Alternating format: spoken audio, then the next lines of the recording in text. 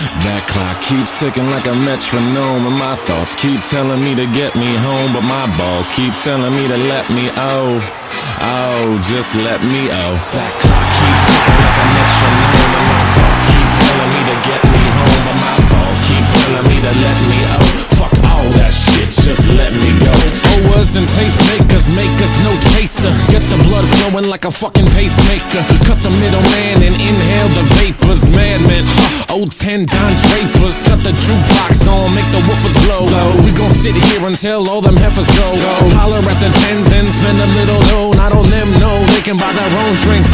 That clock keeps ticking like a metronome, and my thoughts keep telling me to get me home, but my balls keep telling me to let me just let me That clock keeps ticking like a metronome, and my thoughts keep telling me to get me home, but my balls keep telling me to let me fuck all that shit, just let me go.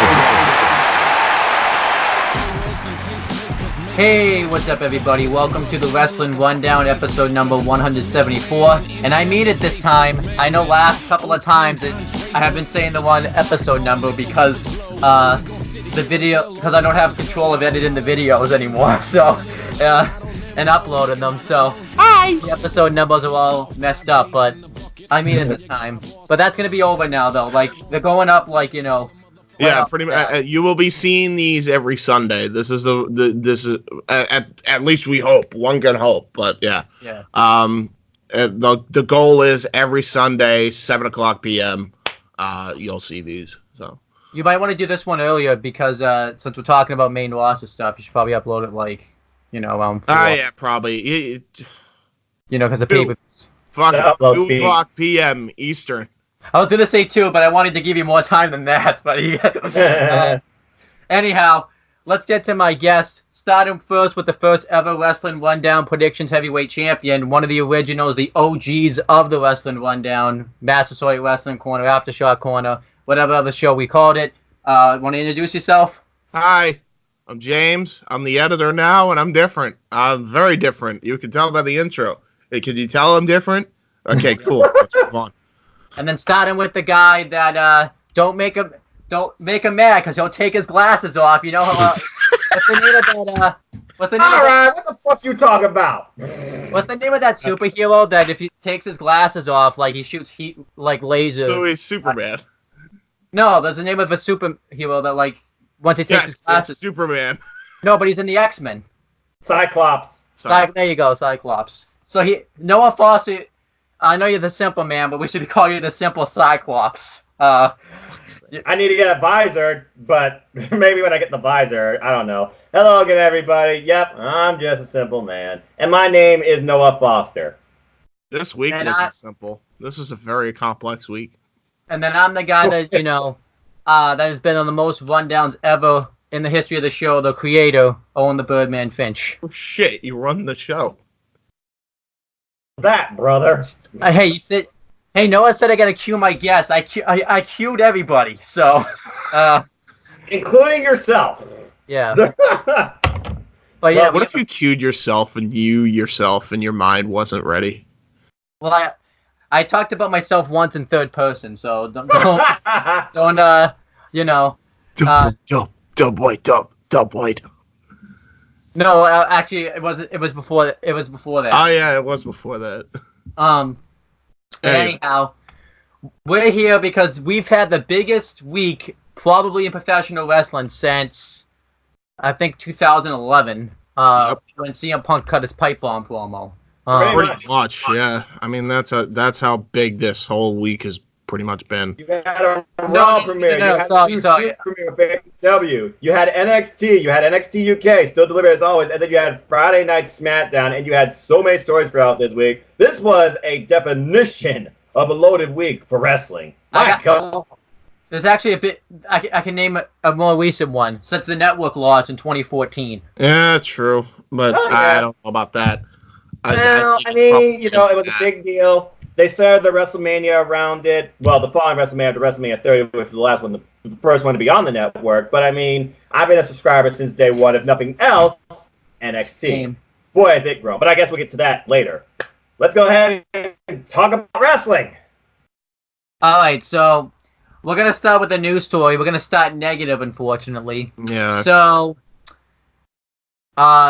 we found there was reported throughout the week. I think it was like yesterday, like the day of SmackDown. What a coincidence too. He was like, the face of SmackDown for the longest time. Ah, So, geez. what was it? It was like Edge. about and almost Edge 8. reported to be cleared for in-ring competition. Yeah. Yep. But then I think today, he basically Denied it. Yeah. Now, obviously, everyone could question: is he denying this to kind of make us question whether he really is cleared or not? But I feel like he would be more genuine about it if, I feel like if it's already out there, he wouldn't deny it. But, because So he denied it as in like he showed evidence that he can't wrestle, kind of thing. I would all right. hope. So I'll read the article on NoDQ. Says no on both or something like that. I'll read you the article real quick. Okay. Yeah, because this seems seems a bit different, and I hope that this is like actually false. Sorry, there's a bit of dead air. I didn't expect that I was gonna have to pull up the article. So It's okay. all right. Okay, Ed's cleared up. So since it's all in one article too, want to talk about the Jeff Hardy thing too, because it's on the same article that I have. Sure. All right, so here's what it says for Edge. Twitter account Fight Alco, however you say that, noted the following about Edge's WWE status.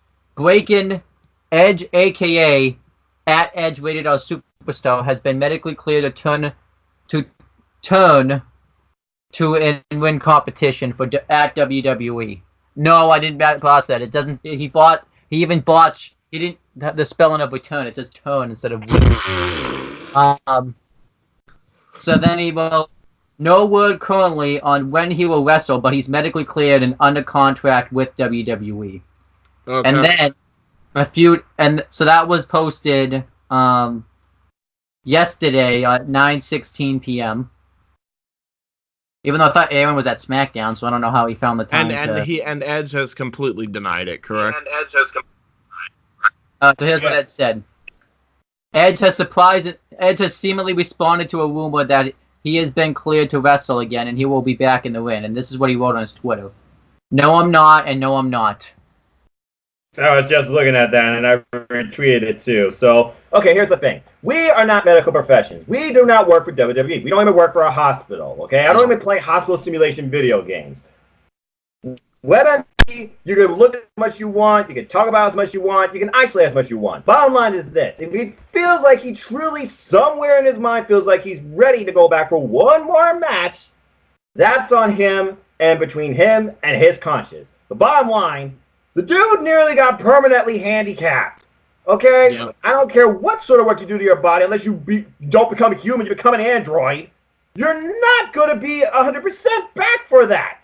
I would not risk it. So I know everyone says MMA wrestling is a shoot, but I hope this is actually real and personal. Edge, in my opinion, stay away from the ring. You don't need another match, and he doesn't need to do one for blood money, especially. Oh Yeah, and that's not the only thing too. This is coming off the heels of the stem cell procedures that WWE former WWE wrestlers have been getting. Ryback's been one of these test subjects, and he's been repairing his body from like years of abuse. So he's getting that stem cell procedure done now, and he's looking to make an in-ring return on the indies. At that point, it's on him, and hopefully it works out. But when I heard this initially, this scared me, because WWE was going to try to bring him in, hoping that the stem cells work, because I know he was getting the same kind of procedure done on his neck. So I was so infuriated when I heard the news, and I'm so glad, Edge shot it down, because that shows that he actually has, a brain, and, is actually considering, his actual long-term future with his freaking wife and kids.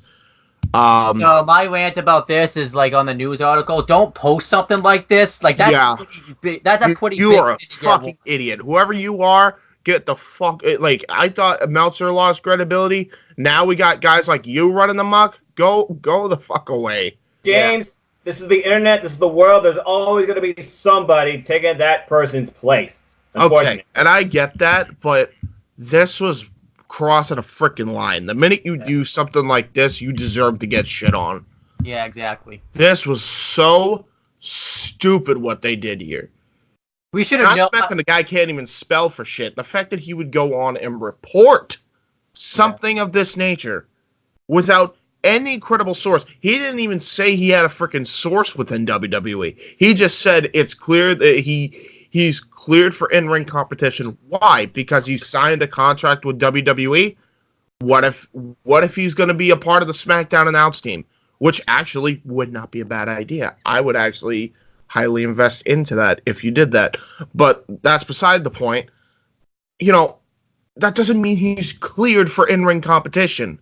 Just because he signed a WWE contract. It could be for a commentator. He could be the GM. We don't freaking know. That might be the reason why he signed, to be honest. He's probably the new general manager. Yeah. We need general managers, right? There's no GMs, no authority figures. Why not? Let Edge be a GM. Let's see what he can do with that. I mean, it makes no sense that it would be for in-ring competition. If he signed a full-time contract, and that part is true, he probably signed for a GM role or a commentary role. Those are the only two things he would sign a full-time WWE role with. Not because he's actively going to wrestle again. Yep. You're out of your mind if you think that's going to happen. Yeah, it's just, you know, Edge doesn't need to wrestle anymore. It's, you know, scary. It's very risky. Like, he could do a safe match with like someone like Baron Corbin, but still Baron Corbin's been known to injure people. That's not even 100% either. So in short terms, to kind of close this off, don't assume, because it just makes an ass out of you and me. Yep. Okay. So let's get news. All right, so now I said the expression "don't assume" because it makes an ass out of you and me. Yeah. Yeah, that's the expression. That's why I said so about that. You summed it up to a T. Bottom line, don't assume. Edge, do what's best, not for business, but for you and your family and your long-term health. Yes. So all right. You know, then we have some more disturbing news. Speaking of something that I'm thinking about the long-term health. Jeff Hardy got arrested for intoxication. And honestly, I've already ranted about this very back when, and my opinions don't change. So I'm not gonna say anything, because I ranted about this when he did this in the summer, and I'm just gonna say this: like, he needs to get his shit together, because he's got a wife and kids, and it's just that's what aggravates me. It's like, I don't know what's been going through his head. Get some help. Yeah. For the sake of your family, if nothing else, if you have no care for your own well-being, do it for your family, dude. Yep. What is wrong with you? You're a father. Yep. That's all I gotta say about that. Bottom line is this: if you do a mistake once and you learn from it, that's the conscious thing to do. This is what, his third time now going through this shit. It's more than that. I think it's like his fourth or fifth. Well, the bottom line is this: he needs to seek some professional help. WWE needs to look at this and seek help for him, okay? Because all he's going to do is destroy himself. He might become another unfortunate story of someone that we looked at that was great, only to end their life through stupid circumstances. Is he that miserable? I think that's what he's trying to do, by the way. I don't think people realize how bad this is. He's physically trying to kill himself while he's drunk. I'm pretty sure September was Suicide Prevention Month, because this is Breast Cancer Awareness Month, but it doesn't matter. The bottom line, you got a real situation on your hands, WWE. Take control of it if the man's not going to. This is disturbing. Put him in a fucking asylum or something. Honest to God, I hate to be that guy, but like, he's such a danger to himself that he cannot be trusted on the road. He can't. He cannot. He can't even be trusted in his own house. He can't even be trusted, in his own little Hardy complex. You heard about the dirt bike accidents he's had. The dude is reckless. Well, I mean, the dirt bike accident wasn't because he was trying to kill himself. That was just a freak accident. But still, you know, fuck. It's like right now, there's no way he could be out here. He has to be. He has to be locked away until he's better. I don't know how else to do it. Like they've tried everything else. Everybody's Obviously, tried everything else. He needs to do something. His family's been behind him for this entire. I can only imagine what's going through Matt Hardy's mind right now and Rebel. They need to do something for him because his family's never going to give up on him, but they can't help him. He just keeps repeating the same mistake. Something has to give. Yeah. Like, I don't know if it's like, them having to have like. And you want to know something? Here's the thing. I'm not saying they're 100% to blame here because at the end of the day, you're responsible for yourself. But WWE is stupid for this one fucking thing, and this is what aggravates me beyond belief. They were dumb enough because if you remember, they did a table for 4 special. Yeah. With the fucking Hardys and Edge and Christian, where they had him fucking drink on camera. Why? So everybody can look like they're having a good time? That's what you wanted? Because they probably directed him to. They thought, oh, well, he said he could handle it. Once you go to that dark place, you don't get out of it once you take another sip of alcohol. You relapse right back to where you began. Exactly. Gentlemen, let me put it to you like this. Fuck. I love my mother. She has crashed and burned. Not once, but twice. In the second coming, my brother gave up hope on her, it seemed. He didn't move out, but he didn't care that she was destroying herself because it didn't seem like she wanted to seek help. It wasn't until one night I come home from work and I see her literally nearly lifeless. She finally reaches out to me and says, Noah, I'm sorry. Give me help. I prayed and prayed on the situation, and I did whatever I could to help her. And you know what? She sought the help she needed and hasn't looked back since. She has been sober for the last 2.5 years. I have not been more proud of her in my entire life. Yeah. You can seek help. You can gain redemption. You can gain control of your life. It's never too late. But you personally have to be willing to do it yourself before anyone else is willing to stand by your side. Exactly. And do not encourage her to drink ever again. And I'm sure you don't. That's my message. Never been around those same influences of people that do those things since. Yep. Yeah.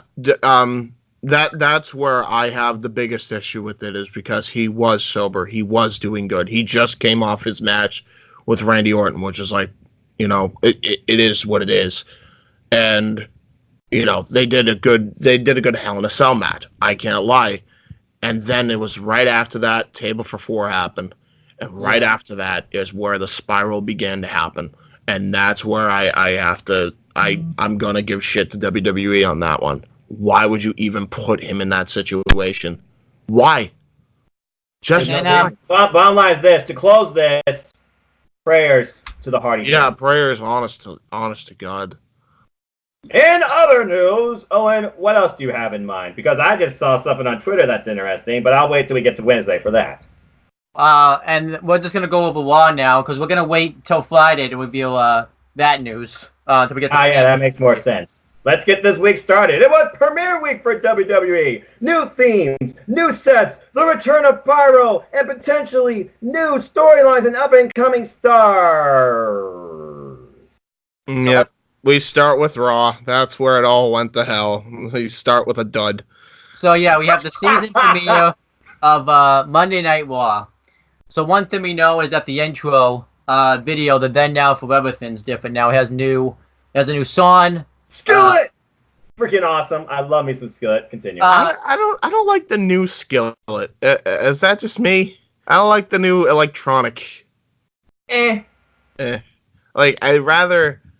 If they were gonna do a Raw theme from Skillet, I would have liked the old Skillet from like 2010. That's the best Skillet. 2010, 2014 Skillet. Yeah. But yeah, you had new intros. You actually had an intro for Raw this week. Because typically you actually had a starting signature. Oh my god. Yeah. They have a new set. It's like a half pipe. Yeah, fuck's sake.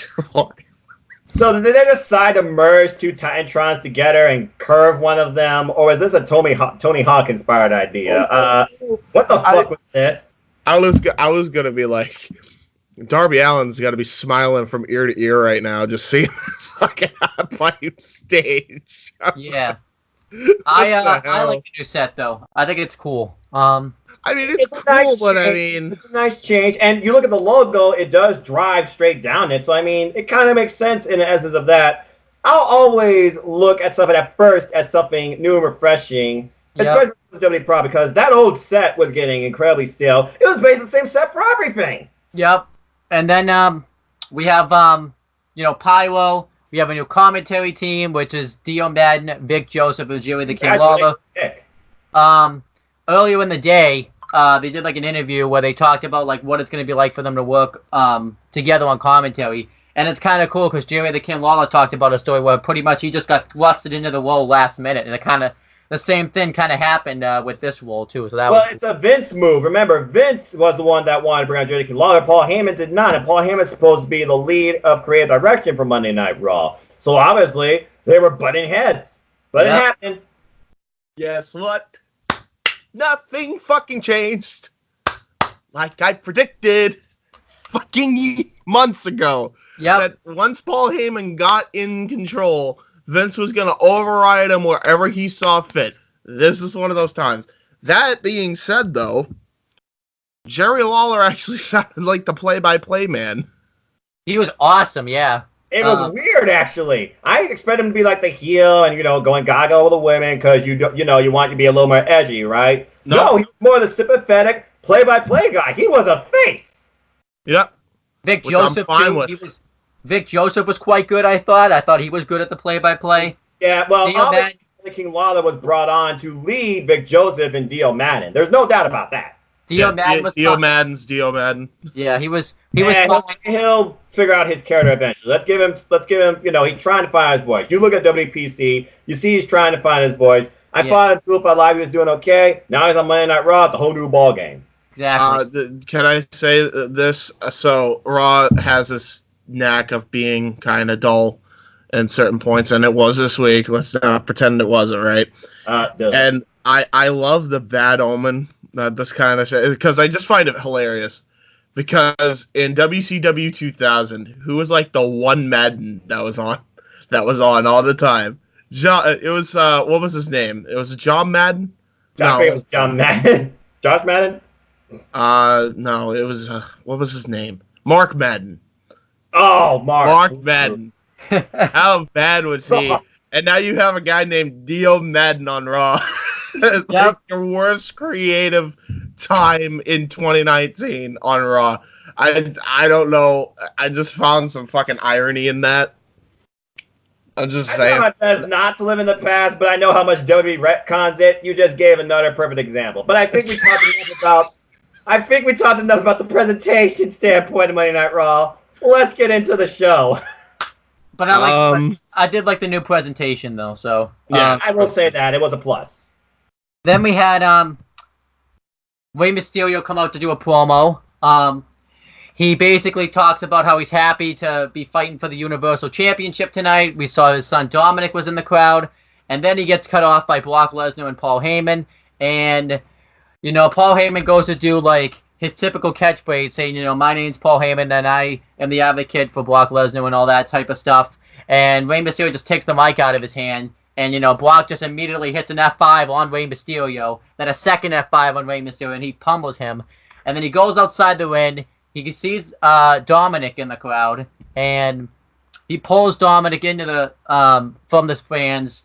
And he throws him back first into the post. And he just beats the crap out of Rey Mysterio and Dominic. He hits, like, wicked German suplexes and belly-to-bellies on him. He hits a third F5 on Rey Mysterio. Which Dominic sold really well, too. And he I gotta admit. Yeah, Dominic was the star of this angle. I did not see that coming.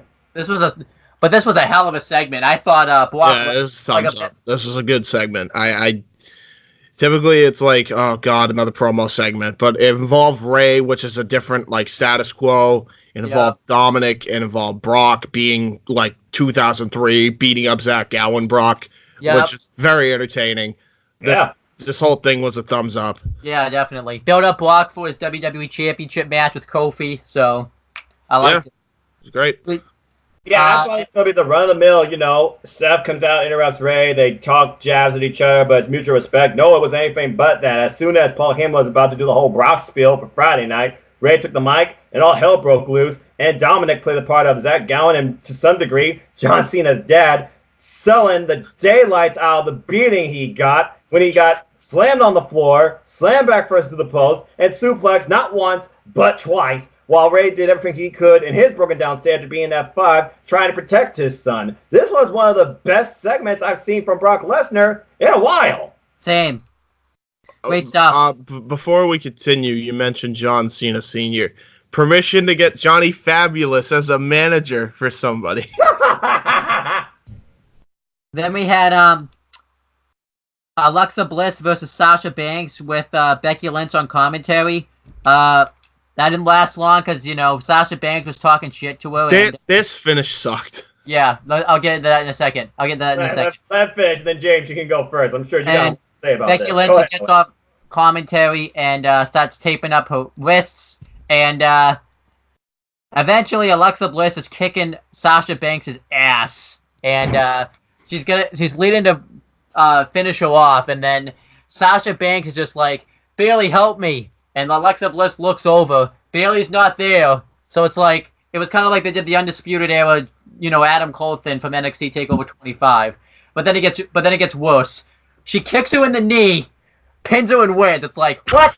What was that? I didn't care about this match at all. I don't care. I said last week, Sasha Banks' return has been a flop so far, really. Like, holy shit. How badly? I cannot believe how badly they have been botching Sasha's return. And now she looks so bad. Yep. Going into the cell match. And the worst part of this is, she's going to win. Because she won the go home segment. Becky Lynch. Yeah. So. Well, they don't really go by that anymore, though. I mean, James, to be fair, they don't really stick to that convention. But as far as this match, most times they do. In this case, they're going to. I'm going to disagree with you. But anyway, yeah, you're right. This match sucked. Alexa Bliss became an afterthought. Maybe this is about the fact that Alexa Bliss and Sasha Banks, they share real heat apparently backstage. But the main star of this whole segment was Becky. She got all the steam, by the way. Wow. And she got the highest ovation during this thing. And Jerry Killon was like, you promised me, don't get involved here, don't get involved. You weren't going to get involved in the match. And to Becky's credit, she didn't have to say a single word on commentary. Her presence was enough to drive this story. The best thing was the aftermath. And now Becky said, okay, you can run because, this Sunday, you can't run. I'm going to destroy you. And Sasha runs through the crowd. Alexa Bliss was the definition. Why is she running now? Like, that's the thing that aggravates me. Like, why does everybody have to be a coward weekly television? I don't know. Typical WWE heel tactics. I don't know. Remember when Seth was Money in the Bank? She attacked Natalya face to face. She attacked Becky Lynch face to face. She laid both of them out in her return. And ever since the Clash of Champions match, now she's the cowardly heel, not the dominant heel. They changed her up. Bottom line is this. This was just to hype up their Hell in a Cell match. Alexa Bliss became an afterthought just as much as those women's tag titles are. Simple as that. You know what, though? I'm not going to rant about the way Sasha Banks is being booked, because she brought this upon herself by going back to the company. So exactly. And if you look at her special, she liked the fact at first how she's now the heel being booed, and she loves what she's doing. Now, I don't know how much that's still carrying on, but then again, she is in a title match, so hey, I guess the money's worth it.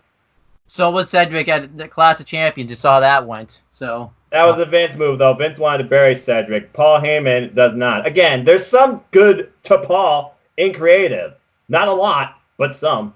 So yeah, this match was not good. I gave it a star and 3/4. Since it's a season premiere, I did star ratings. So. Oh yeah, I forgot you do that. Yeah, I give it like a half a star. Okay. I did not enjoy this. I thought the finish sucked. It took everything. It sucked the air out of the arena. And by the way, can we actually make the women's tag titles important? And if you're not going to, bring them to fucking NXT. Exactly. Like, I'm so sick of this. Yeah, keep dreaming. I hope. Moving on. Yeah, I agree with you. A star and 3/4, only because of Becky, if nothing else. Honestly, Becca's. And I'll tell you what I'm sick about the Sasha Banks story. She keeps saying it should have been me. It should have been me. It should have been me. It wasn't it's you. Dolph Ziggler. Hello. Yeah, it wasn't you, James. It wasn't you because it would have been you years ago. But it was. But Becky got herself over enough where it was her, and you didn't. So there you go. She took a chance, and now she's the man. Yeah, what's chances with Sasha Banks taking? Nothing. All right, Owen, come on. Well, let's in keep going. fairness, there's not many different. chances she can take. She doesn't have the same pull Becky ever had. So True, because the fans were always behind Becky. It was the company that wasn't. Then we had, I mean, in fairness, I don't know if anybody's seen the Becky Lynch. I don't know if it was what was it? What do they call those? Yeah, is it 24? Yeah. Where they follow her around and she tells her story. That broke my heart. I'm not even gonna lie. That was sad. You know, the reasons she left. It didn't even say. She even said it wasn't because of the titles. It was because of the whole Paige thing, and she was depressed. She just felt like she was lost, and all she knew was wrestling because that's all she had to get away from her, demons essentially. Which Emily, fuck. But I mean. Again, more credit to Sasha Banks. I mean, yeah. So, and that was an epic point. I love those 24 specials, by the way. Going a little. Yeah. Definitely watch it if you get the time. That was a really good. You truly see how genuine the friendship between Bayley and Sasha is too. Yeah. All right. So next, Seth Rollins gets interviewed. He's still scared of the Fiend because it's the Fiend. I'm obviously going to be scared of that. And then he says that since he can't face Rey Mysterio, he still wants to defend his Universal Championship, and he wants to be a fighting champion.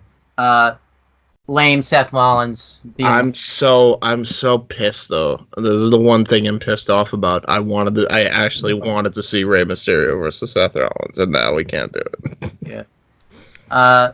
But I'm sick of babyface that didn't get involved at all in the opening angle when he formerly faced Brock and beat him. Not to mention now the cowardly babyface to the Fiend. That was the only smart part about his promo. At least he is showing what it seems like genuine fear. You want the Fiend to be feared. I'm just getting, everyone. As I've said, I'm getting sick of Seth Rollins for obvious reasons. Yeah. Then we had That's what you get, man. You fucking shit on everybody, and now you become complacent. Clearly, you become complacent, and now people are taking notice. Actually, James, remember, I called this. Well, when he was going off on Will Ospreay on Twitter, he's gonna just cause a lot of people to turn on him, and that's exactly what happened. So. And then he left Twitter. Yep. And now now he left Twitter like a bitch and deleted his Twitter. And he's back. Yeah, he's back. Oh, is he back? Yeah. Yep. Let me guess, he's tweeting more nonsense? Probably. No idea. I just looked in Google and I'm like, look, there's stuff on that pissed me off. But by the way, do you know the reason he deleted his Twitter? It was a thing that he said to Sasha. Yep. Which actually aggravated me. Because it was like I don't know what it was, but he was trying to get her. It was almost like she was trying to get her back to that dark place again by insulting her. And even Charlotte and Becky were like, wow, dude. Like, what the fuck? Yeah. I don't even know what the quote said. I'm not going to bother looking for it. All I know is I remember he said something nasty to Banks, and it was disgusting. So.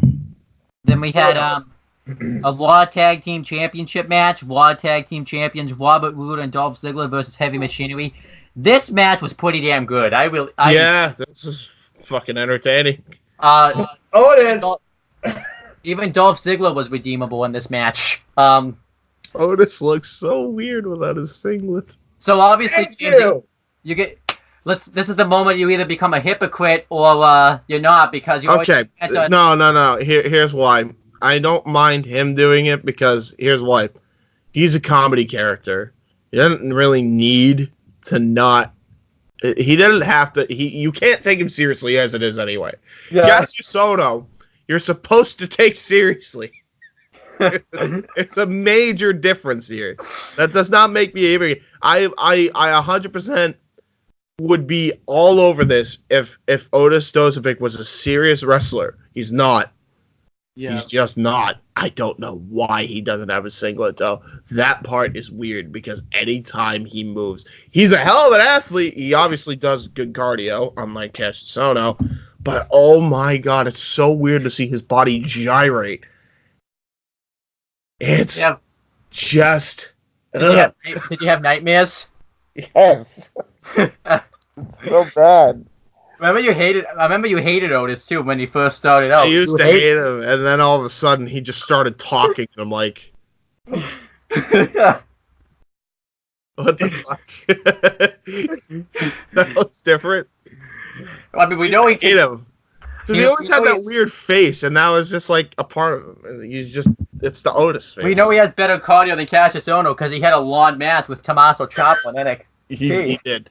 That That's very true. Real first singles highlight, absolutely. That match was amazing. Yeah, this match was pretty good. Ziggler and Rude, Otis is being weird, so Ziggler and Rude just kind of like recollect themselves, but at least they try to anyways, because Otis is just being Otis. That's the best way I can describe it. And then they get the heat on Tucker for a while, and then Otis gets the hot tag, and he hits a double worm on Robert Roode and Dolph Ziggler. That was awesome. But then they go for the compactor. But Ziggler. Remember, it's the caterpillar. Correct. Oh, sorry, my bad. Thank you, I got the insects confused. That's what you got confused. All right, continue. Go be on Raw. Ziggler hits a zigzag though on Tucker before he can come off the ropes for momentum with the compactor, and then he hits a super kick on Otis, and Robert Roode hits the glorious TDT on Otis, and they win. Pretty good tag title match. It made Roode and Ziggler look strong, and the Heavy Machinery didn't look weak at all for losing this match. I thought it was pretty Roode and Ziggler also are surprisingly a very, very efficient team. I would not put these up. You know, the problem is they're going to break them up, but they honestly should be running with this for years, because what else is Ziggler going to do? What else is Roode going to do? Paul Heyman's high on Roode. I want Roode as a glorious champ. I mean, the last tag title run was a bust. This one actually has potential. Yeah, but then that means you have to separate Ziggler from him, and he gets to be a singles guy, and he looks like a chump compared to every other wrestler. Oh, and by the way, I'll do it for you, Owen. Fuck Dolph Ziggler. Like, all right. I hear you. But again, Dolph, he's the guy that sells. He's the guy that gets paid. He's the guy there to try and put people on. That's all he ever will make the top tier champ. I mean, if it breaks down, if it breaks down to Roode turning on Ziggler and Glorious DDT and going full heel, and you get a feud there that puts Roode to higher things, I'd be okay with that. But I hope this does go for the long run. And I did enjoy this match, and Otis was the star in it. Yes. Miz TV with Ric Flair and Hulk Hogan. Oh yeah, I give that match, by the way, because it was run of the mill still. I gave it 3 1/4. So, the Miz is talking about how cool he is. He's putting over Ric Flair and Hulk Hogan. Hulk Hogan and Ric Flair are taking jabs at each other. Ric Flair's like, I've had better matches than you, but yet you're the biggest star in wrestling. I've had more world titles than you. And Hogan gets upset because, people talk about... It was a dick measuring contest. Can we just call it what it is? It was a fucking dick measuring contest. Yeah, that's what this was. This is so dumb, and I hate blood money. I hate it because in a heartbeat the Crown Prince saw this and he's like, "I want that match. Put it on." And no, we don't want this match. We already saw TNA. It was bad. If Saudi had their way, the match actually would be happening. It's not actually that match. We're gonna have a Team Hogan versus Team Flair match where they're going to be the coaches, but they can pick team captains. So Hulk Hogan picks Seth Rollins, and this made no sense. Seth Rollins comes out, and he's out of character being afraid of the Fiend Bray Wyatt. He's not cool. Seth Rollins is not cool. He looks like a geek in this segment. He looks like a fucking geek, dude. He's a geek. I think he's like... So, but he's smiling. Fuck it. Turn him heel. Yeah. Can I just say that? The minute he loses the title to the fucking Fiend, turn him heel. Yeah, I am so sick of seeing this smug freaking grin of his. Yeah. Well, you said have to see it. When he's supposed to be selling a feud with, first off, he's supposed to be selling a feud with Lesnar, because technically he's still kind of feuding with Lesnar, even though he's going over to SmackDown, and fucking The Fiend. Yeah. He should be scared shitless, looking behind him every which way right now. Nope. Hogan picked him, he's smiling, all happy. I'm the team captain of Team Hogan. And the team captain of Flair is Randy Orton. That actually makes sense because of the Evolution. Because of the Evolution, yeah. So, Randy Orton challenges him into a match, and instead of making this the Universal title match, it's not. Ken Corbin comes out, and I don't know if you heard it yet, James, but they've meshed Corbin's theme. He has like Ken theme music, but it's also his theme like meshed together. It's terrible. Stop. And stop. They beat down Seth Rollins, and Rusev came out and made the save. This made no fucking sense. Isn't he supposed to be a fucking heel? No, he's a babyface. He came back as a heel! Yeah, he did. And now he's a face. He fucked Maria! Well, they're saying that it was established that he was playing off that he fucked Maria. Yep. Which is why Lana fucked Lashley. We'll get to that later. This is Nitro 2000 level bad. Yep. Fuck, this sucked. This whole segment sucked. Yeah. Worst. It's probably gonna be like the worst segment of the year. This was the worst fucking segment I've ever seen in my fucking life. And this shit reminds me of why not to watch Raw. No. Bray Wyatt being Sister Abigail was much worse than this. That was much worse. Yeah, but here's the difference. It didn't go anywhere. There wasn't a point to it. It was supposed to, but he got sick. Exactly. So it was saved. This is going somewhere, and that's what made it worse. This tried to sell you something that's going to be happening in the future. This sucked. Bailey, This Is Your Life is Bailey, This Is Your Life is worse than this. Yeah, true, but still, this was bad. This was really, really bad. All right, Noah talk now. Let's let him talk. Do I really have to say anything? This is bullshit. Yeah. Simple as that. You really have a pay-per-view this Sunday, and all you're hyping is a recreation of TNA Lockdown between Team Flair and Team Hogan. Which Impact called out, by the way. Everybody fucking called out on Twitter. And Impact was the first. Hey, this was a good match. You know what? Back then it was a good match.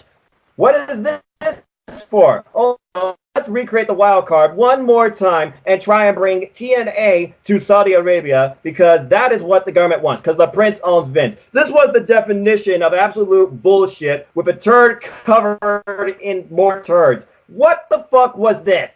You really are telling me with this new era, you're going back to this shit. And the only reason this got over with fans, by the way, again. And the only reason this got over with fans is because, nostalgia, it's Flair and Hogan, they're bad-mouthing each other one-on-one. You thought for a moment you were going to get Flair versus Hogan at Blood Money, which would have been even worse. Nope, we're just going to use today's current talent and just be, spot monkeyed and underscore. And Hogan and Flair rule all. Pretty much. I could give shit less about this. I would rather be watching paint dry or a jar of mayonnaise for 15 hours than this segment. What a load of shit. This is why your viewers never fucking stay long term. Because you push the old guard and all of the new guard look like fucking geeks, so they leave! Yep. Yay. And Rusev Day, Rusev, porn mustache, Rusev, daddy. This guy. Actually, wait, James, save that. That's the worst part. This guy just got his citizenship. Oh, and you think this was bad. Wait till we get to later in the show. Yeah, can we move on, please? To stuff that was slightly okay, but the crowd was absolutely dead for. I want Rusev to be pushed way better than he is. This is fucking shameful. I have to say that. That's the one part I want to point out. Yeah, this guy just got his citizenship. All you had to do was wait before you decided to bring him back and brought him in as a U.S. Rusev, and he's a babyface. He's an American hero. He did it the right way. He's a citizen. He's happy. That's all you had to do. Yep. Fuck. Moving on. Speaking of Rusev, he gets interviewed, and he says he's doing this because Seth Rollins now owes him. He's going to give him a Universal title match, which we find out gets made official. And then Charlie Caruso and Caleb... And then Charlie Caruso and Caleb Braxton, I forget who was interviewing him, ask, what's going on between you and Lana? And Rusev just dismisses the question. This is why I fucking hated it. We'll get to that. Yeah. But first off, you had Randy Orton there. You had Randy Orton versus Seth Rollins. Why didn't you book this? Exactly. Why? This was great. This would have been fantastic. Nope. Not doing it. Thanks for teasing us, you bastards. Great. We had the Viking Raiders versus Luke Gallows and Carl Anderson. This is a squash. No one cares. Viking Raiders won.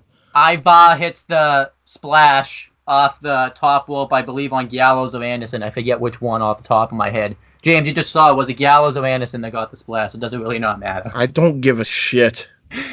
I don't know why there was no point to doing this. It just buried Gallows and Anderson more. They've fallen off a cliff. It's pretty much this is pretty much what it was. They signed the 5-year deal contract, so they pretty much don't have to push him now. Pretty much.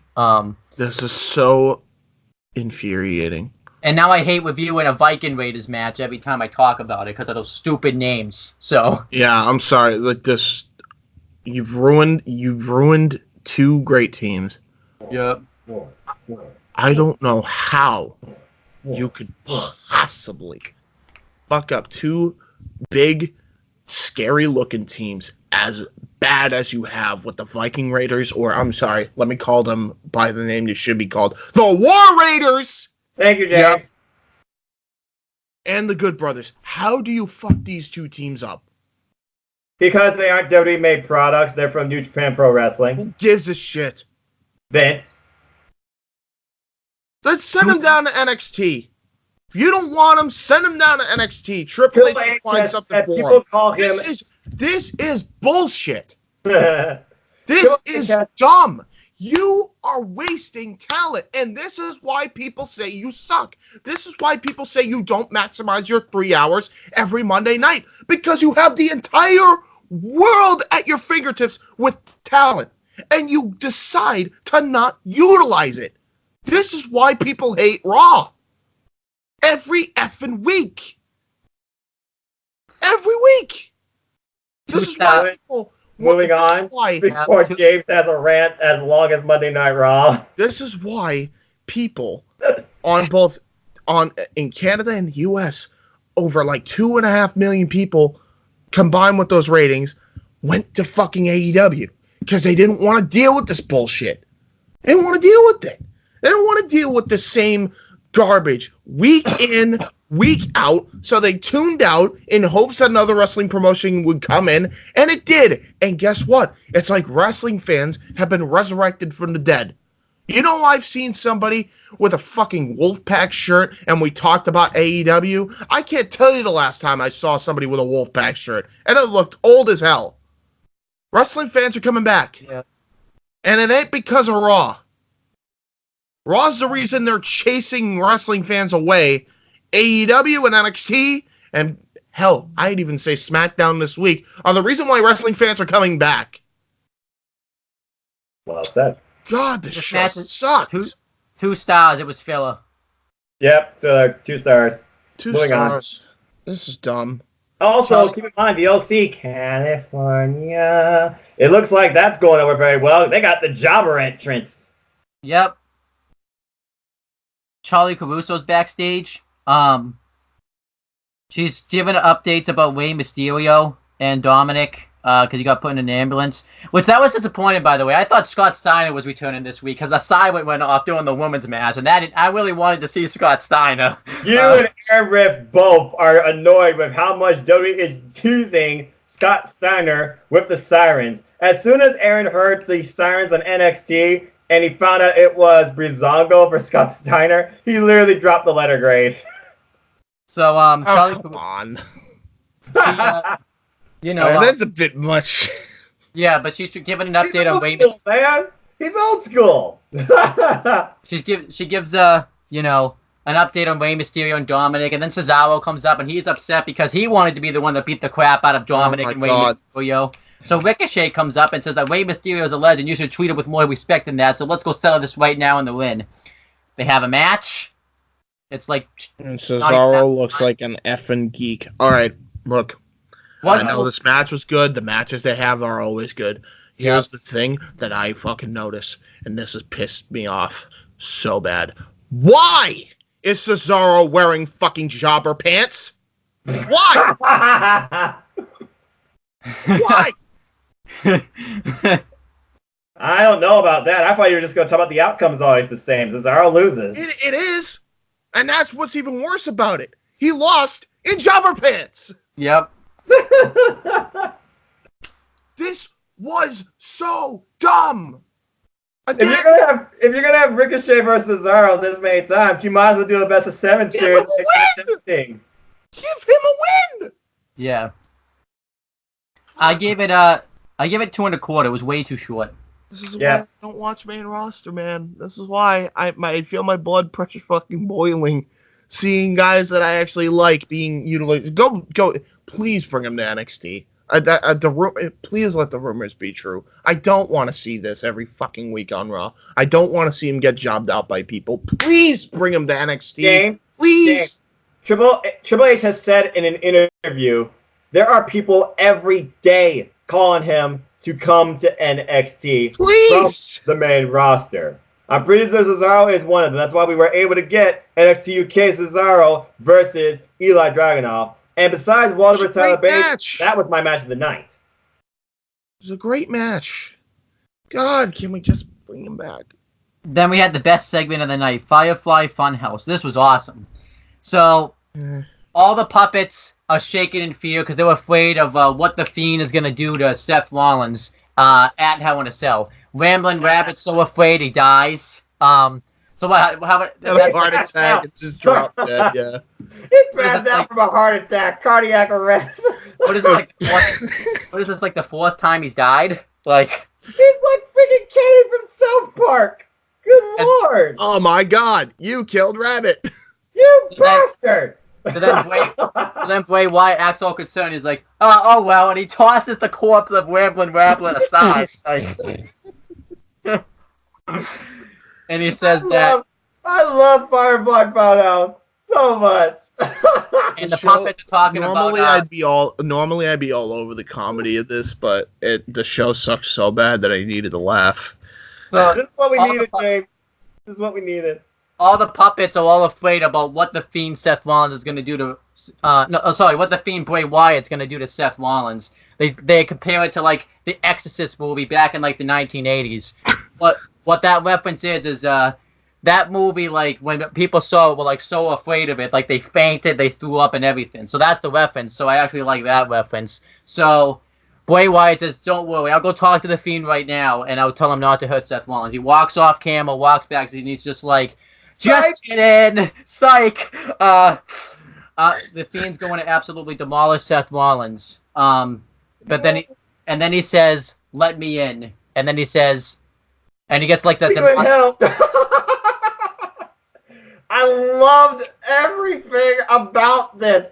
This is how you build a character. This is how you bring me entertainment. I love everything about this. I love it.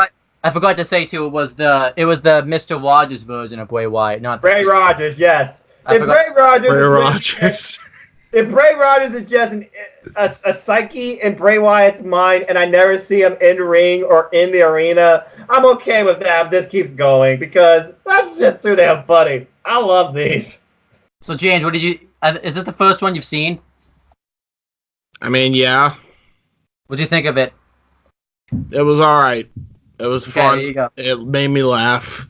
I get that it's a double personality thing. So thumbs up there. I hope that I mean, to me, it's just like I don't know. Like I get the funniness of it. I've always like been critical of it because it's like I'm so sick of WWE overusing the comedy ploy. But I actually seen this for the first time. It's like they actually got it right, and I'm sure it won't last. But for here tonight, it was great. Enjoy it while you can. That's the best thing about that. Because right now, it while you can, because WWE main roster is gonna fuck it up somehow. The best thing about Monday Night Raw right now is Firefly Funhouse. Yep. Don't fuck it up though. It's happening. It's coming. I always tell people, let's remember why they had to change his gimmick in the first place. So they fucked them over. So then we had the United States Championship match. United States Champion AJ Styles versus Cedric Alexander. For the upteenth time, but it was great. Yeah, really good stuff. AJ Styles, it's a great counter into the Styles Clash. I don't remember the counter. I just remember it was great. So there you go. I think it was he counted the sunset flip into it. Yep. And it was really good stuff. 3.5. Just don't know what this does for Cedric Alexander. Like he's looking like a loser right now. So Vince wants to bury Cedric. This is how you do it. But also, do you though? Do you? Because he looks good, and they keep having to book this match every time. So Cedric is prominently featured on TV. I don't know. Maybe that's Heyman's strategy. Even though he's losing a lot, just keep putting him on TV. But if he keeps losing like this in such a quick fashion, James, does it really benefit him? Is he remembered for anything else? I know it doesn't. And by the way, this is why I said Paul Heyman joining the creative team was not going to change a fucking thing. Yeah. Anyway, he gives us like one good moment for 3 bad moments. Oh, by the way, I think the OC, you might as well call it dead. AJ Styles came out with his own original Titantron, no OC theme, no OC graphic, even if he was still wearing the shirt. I think it's about time the OC is put to rest. Yes. Especially because now Finn Balor, which we get into later, Finn Balor's not joining the group now, so. Which is, honestly, I'm going to say that it's the best thing that could have happened to him. I completely agree. But we'll get to that when we get to the best day of the week. We still have to finish this. Christ. Street Profits are backstage. They hype up the match for the NXT tag titles, and the one bit of promotion. The one bit of promotion. This is what pisses me off, too. The one bit of promotion they did for NXT was this backstage segment that sucked. Yeah. That you do every week. I don't remember anything else about this segment. I don't remember anything else about this segment. That's all I remember. Moving on. Remember, because that's all anybody cares about, and it's the casual fans you're trying to bring in to watch NXT, correct? Why aren't you promoting this heavily on Raw? Because Vince will not acknowledge a product that is better than his product every week. Well, then I guess you're going to lose to AEW Weekly then, huh? Good job, idiot. Should I just say such a horrible businessman, dude. I'll just wait till Wednesday. James, it might be becoming worse than that pretty soon. Oh, yeah. I know. Oh, I continue. Lacey Evans versus Natalya. Who cares?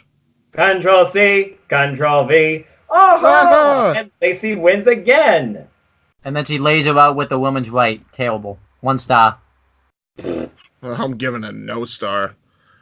The only thing I can hope that could come out of this is Natalya puts over Lacey and Lacey recreates her character because this is getting ridiculous. How about go back to NXT and actually work on your shit? Actually, don't, because it's now on USA. Go to the Performance Center, work on your fucking wrestling. She still has pretty good moonsault. You gotta admit that. That's it. Paul Heyman interview. He blames Rey Mysterio for putting his son in that situation. I liked it because it was Heyman on the mic. So that's probably the one good thing about Heyman. The way you say it. I like it because it's Heyman on the mic. Maria Kanellis gets interviewed. She said she lied. Fuck.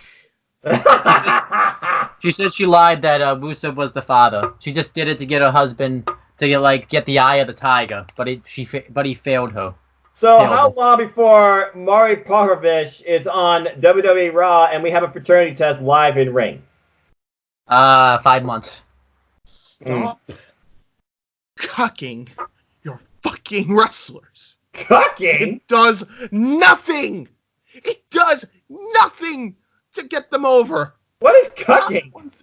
You don't know cucking? I'll explain cucking. When Oh. another woman fucking makes out or has sex with another man in front of you. Oh. Speaking of that, that segues right to the next thing. James, no. So Look, we have that's to- why they're calling it that. Now it makes sense. Yep. Oh, please finish this show. Yep. Conclusion? So we have the Universal Championship match. Universal Champion Seth Rollins versus Rusev. All right. So Rusev is on the verge of winning. James, talk about what happens. We got a limo before this. I was like, I wonder who that could be. So James, what happens when Rusev is on the verge of winning? Why don't you talk about it? Oh. Rusev's about to hit his finish. Then Lashley makes his return. Huh. Lashley. He just comes Okay. out. Lashley, yeah. Okay. Great. Big Bobby man. Lashley. Bobby Lashley. Then he points to the Tron. And I think someone missed their cue or something too, because nothing happens. This for a long time. goes on forever. This goes on for ages. Oh, keep in mind, King Corbin and Randy Orton were also at the stage, and apparently during a commercial, Corbin... Oh, yeah, the throne break. Haha, fuck you. And everyone was questioning why Randy Orton was laughing the whole time. That was probably why he was laughing. Where Bricky's character dying, was dude. brilliant. Anyway. He couldn't hold it together. And that wasn't the only time. So, he's queuing backstage like once, twice, three times. Nothing's happening. And then, hold on, I'll get there. Then, Lana comes out. And I'm like, oh no, surely not. Surely they're not going to do this. And then, Lana and Lashley make out. Rusev just stands there. They make out some more. Rusev, like an idiot, just stands there. Yep. They keep making out. Rusev fucking stands there and does nothing. Doesn't chase Lashley, doesn't beat the shit out. He just stands there. And then Rollins kicks him because Rusev looks like a bigger geek than Rollins does. Stomps him. 1, 2, 3. No. What? No, there was no finish. There was no finish. There was no finish. I'm sorry. There was going to be. No. And then the segment tried to get saved with the Fiend attacking Seth Rollins. But here's the problem with it this week. It felt out of place this time. That's an understatement of the year, Owen. Let me say this, because I want to wrap this up as quick and simple as possible.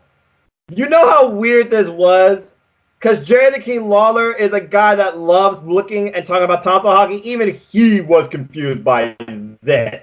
But we find out later how Corbin and Randy Orton losing character again. Just like, I'm out. I'm over this shit. I'm out here. What the fuck? And then Seth looking on like, and then Rusev looking on like betrayal, heartbroken. The audience is like, oh my god, what the fuck?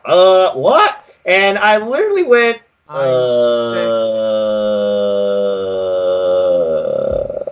what's happening? And then the lights go out. The Fiend attacks him. Once again, Seth terrified. Seth passed out. Cut away. Fiend laughter. The show's finally over. So you hype Temptation Island because it's on USA.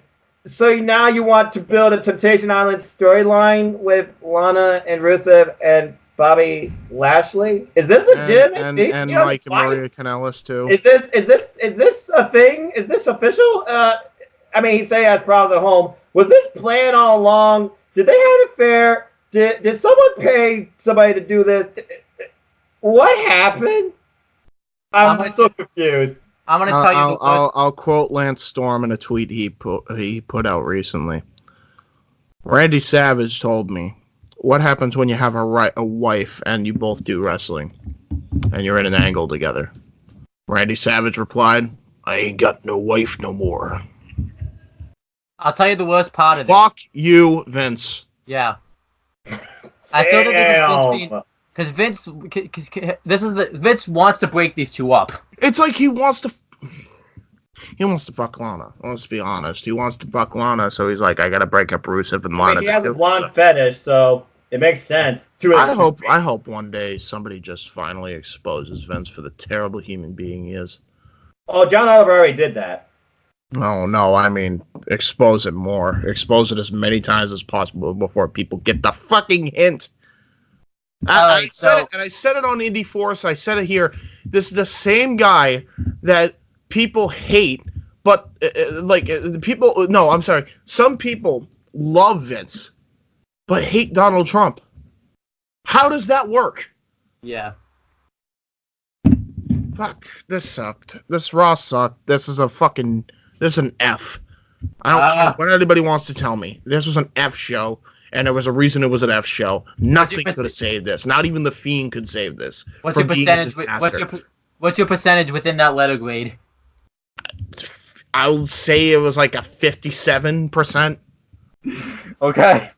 All right. I think we should move on before James blows a gasket anymore. No, your letter grade, and your percentage within that letter grade. Thank you, Brock. Thank you, Fly Funhouse. The rest of the show, what the fuck? I'm going to be barely generous with a D minus 65%. Well, no, that's a D. That's a D. No, yeah, that's a D. If you're doing D minus, it's 62%. Okay, then yeah, the lowest possible D minus, 62%. Then I didn't know what grade scale to use. Different grade scales for different classes, folks. Anyway, Owen, conclude Raw, grade, blah, blah, blah. What the fuck was this? I agree with Noah, D minus 62 out of 100. So overall, 57, 262s. That's a D minus, I think, overall. That sucked. Now let's have some fun. Let's get to the good. Finally. Let's get to the good stuff. Finally. All right. So, what do you want to do first, NXT or AEW? I think just for the significance of it, AEW. Yeah. Wait. What do you want? What did you guys want to do? AEW Dynamite. All right. No, I'm gonna let you do the notes because you have no 205 to do this week. So I'm gonna send you my notes right now. Okay, I was just gonna go to AEW's website. Oh, I'm gonna rant about that. I'm gonna rant about that before we talk about SmackDown. What? For sure. What? The 205 thing. Oh, that. Yeah. Rant about what? The fact that they just randomly canceled 205 because they were embarrassed. I'll get to it. Right. I see what you mean. Yeah. All right, Noah. I'm sending you my notes now. Ding, ding, ding, ding, ding, ding, ding, ding, ding. This show is brought to you by Pro Wrestling Tees. Buy your favorite gear for your favorite wrestlers to support your favorite industry. There you go, Noah. At Pro Wrestling Tees. Go there now. Noah should just be the promoter for like every brand deal just from that. I mean, you know me. Anyway, ladies and gentlemen, welcome to 2019, the pinnacle rebirth of professional wrestling, as we now discuss with you AEW Dynamite. What a freaking premiere to this series that I'm officially dedicating my Wednesdays to. So AEW Dynamite broadcast, of course, from our nation's capital, Washington, D.C. on October 2nd, 2019, led by executives Brandy Rose, Cody, the Young Bucks, Tony Khan, Kenny Omega, and so much more. Commentary team of Tony Schiavone, good old JR Jim Ross. We're freaking back in the 90s, and I effing love it on TNT. Yeah. Led now by Scott Burke, who never shuts up with play-by-play. Hyping up this show where AEW exclusives included but not limited to Shot of Brandy, where she had special guest Dominic Wilkes, and they talk about the show and jab with each other. And before AEW Dynamite even starts, not only do you get the actual stream test of them setting up everything and an inside look of the arena, which is awesome, by the way, but you also get this incredible countdown premiere series of Countdown to AEW, where they discuss everything that led to the creation of this brand and the premiere of Dynamite and the stories and the matches being brought in, as well as some of the major wrestlers you can expect, both new and well known to you. So we get right into the show. And again, what a hot opener. We open up with, of course, I like the video package. I like the little cheap explosions. And then we get a little budget-friendly fireworks, colorful, like little fireworks shooting off, and then a little bit more pyro. We get welcome in. That arena was hot. Not a single empty seat. Of course, there was a few, like, scalpers. And we get into the show, and we go straight into our first match, which is Hype by video package. I wonder if they'll do this on a weekly basis going forward. I can only hope so. But anyway, we get into our first match. Sammy Guevara versus Cody. That was one hell of a match. Yep. And of course, AEW wins and losses matter. If Cody lost this, it could have meant that he wasn't going to challenge for the title at Full Gear. Or if it went to a draw, it could have meant he wasn't going to challenge possibly at Full Gear. Sammy Guevara, he was coming up here to bring a point. He was trying to prove something here. He was also figuring the fact that Cody's just overlooking him, which seemed like what it was in this case. And of course, Cody gets the type entrance. Not really over the top, but you can tell how much this means to Cody. He rises up from the stage. You hear the music. You hear the chants before he even comes out. And you just see Cody just looking on like, yep, this is real. This is happening. This is official. This is pro wrestling. And you can just feel the emotion and the energy in Cody and his entrance. Then we got Sammy Guevara coming out in his panda hat. The guy that everybody hates. One thing, I was disappointed his song was different because I liked his other theme song better. What do you mean? He had Guevara's theme? Yeah, well, I mean, obviously AEW, they're always still working on. I don't mind it. All I know is he looks like a freaking jackass, and he's great at playing a jackass. Yeah. And that's what he played as in this match. He played a conky jackass that seemed to be in control for most of it, getting the advantage over Cody with his speed. And also, go ahead. I'm gonna play a little game before you continue, Noah. A number of ways that AEW was able to promote TNT Dynamite premiere. Exhibit A, Sammy Guevara, YouTube vlogger. There you go. That's one way. Continue. Okay, so I'll keep going through the match, basically. Eventually, Cody, he gains control after Sammy Guevara paintbrushes him. By the way, the referee in this match, now All Elite, Aubrey Edwards. Yeah. I got one for you. Exhibit B, Chris Van Vliet, who's also All Elite. You learn about everybody in All Elite Wrestling from his interviews. I literally watched Aubrey Edwards' interview with Chris Van Vliet before the freaking broadcast started. Yep. So now you can YouTube learn about heavy, yeah. Just YouTube in general, like AEW's YouTube channel, Sammy Guevara's YouTube channel, the Being the Elite YouTube video. The Rhodes, the Nightmare Family YouTube channel, the Chris Van Vliet YouTube channel. Like, there's just so many channels kind of revolving around AEW that it's like AEW was built off through the internet. That's one of the best approaches you can do today because everyone's connected by the internet. Even in the Countdown thing, you learn about the hype and all this. Freaking Dave Meltzer was hyping about this. That's saying something from that guy. We even had defective, diehard, expected WWE fans that you see on every show, every week, every pay-per-view in the front row at AEW. Green shirt guy was in the freaking front row. Yep. And then we got a callback to the 1990s, Vince Fear's ratings. Love that guy. Love that sign. That was great. Anyway, back to the match. Sammy Guevara, he regains control, though, against Cody after being front of the ring. Cody with some jabs and trash talking, only for Cody to suicide dive, stopping his momentum, it seems, in mid-flight. Very smart. When Guevara pulls Brandy inadvertently in the way. No. And Brandy, she's still okay, though. They have the ringside position and everything. And basically, to go back into the ring, Guevara, he regains some control. And it looks like that he was going to win at one point. No. But then Cody, he gets the advantage over Guevara with a heel from Brandy to Guevara's face. You would think, oh, typical heel tactics. Okay, so I guess Cody really. No! It was not over there. And that is Cody was, setting up. And by the way, there were people criticizing that spot. They were like, why is Brandy attacking him with a heel? Because she just got fucking pulled by Sammy Guevara in the middle of a suicide dive. This actually was that's a bitch. This actually was a legitimate reason why. This wasn't like they were playing as a heel authority faction. Yep. This made sense. And then as Cody was going to go for... I still want to do a rant, though. I still think she should be a babyface, though, not a heel. I agree, but we can talk more about that later. Anyway, we go to the top rope. What the hell? I thought Montez Ford had hops. Guevara hopping from the ring to the top rope with an insane Spanish fly. You thought this was a no, 2 7/8. Also, at one point, he capitalizes off a missed moonsault opportunity with roll through over Cody. No, Cody rolls back again, and then a standing shooting star press. That was running through star press. That was brilliant. But Cody, in the end, he gets the win with an inside cradle. So not only does it make because it was a high risk maneuver, and if you fail, you could lose the match. He lost the match, and Cody won. And Cody didn't even have to use a disaster kick for this or crossroads. He didn't use crossroads at all this match because just got the knees up, rolled him up, pinned him.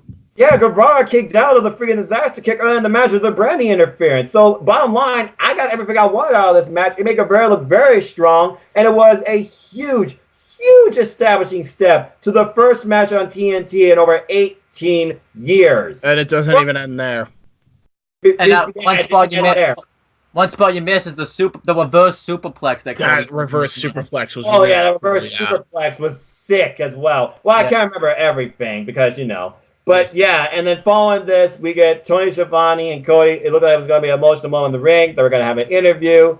How great is to see Tony Schiavone on freaking TNT again. And Tony Schiavone's in the Mean Gene role too, and I love it. Yes, it's a perfect fit, and you see his face too. And then basically, as soon as he tries to interview him, Guevara was like, "Okay, they're jabbing." I thought it was going to be like a post-match attack from him, but no. In the end, look down, holds out the hand. There's a handshake, nice mutual respect. We get some louder acting crowd, but not because of that.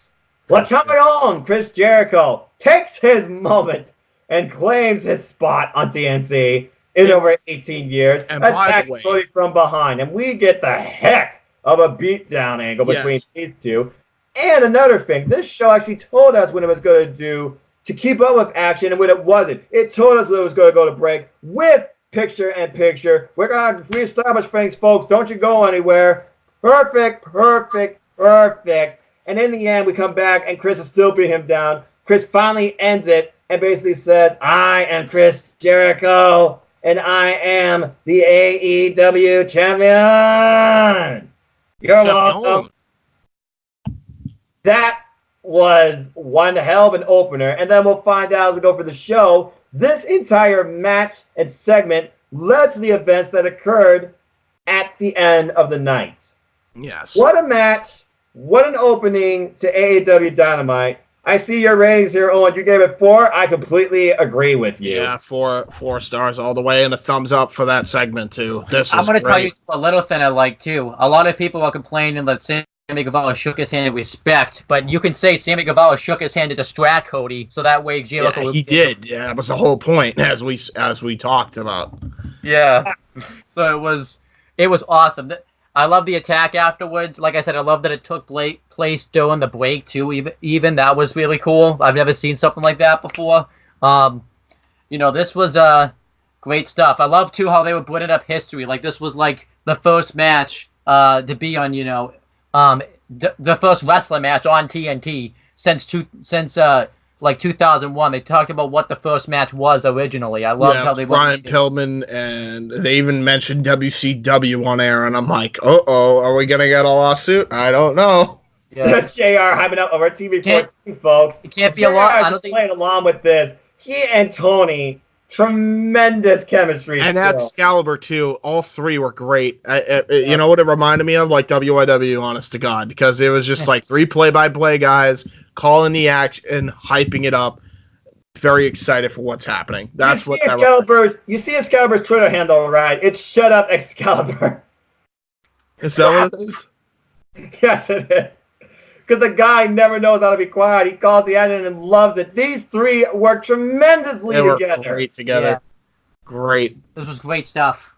All right. So moving on from there, though, we go into our next match, which was Brandon Cutler versus the Salt of the Earth, and in my opinion, probably the best heel in wrestling today in the freaking United States. In world. MJF, Maxwell Jacob Friedman. Honest to God, I think he might be the best heel in the world. I think he even gives Zach Gibson a run for his money. This guy's tremendous. Zach Gibson, Jay White, you're putting him in a highly class, man. Dude, he's so good, though. He has received death threats, so dude, that's where he trumps all of them, dude. When you start getting death threats, you won.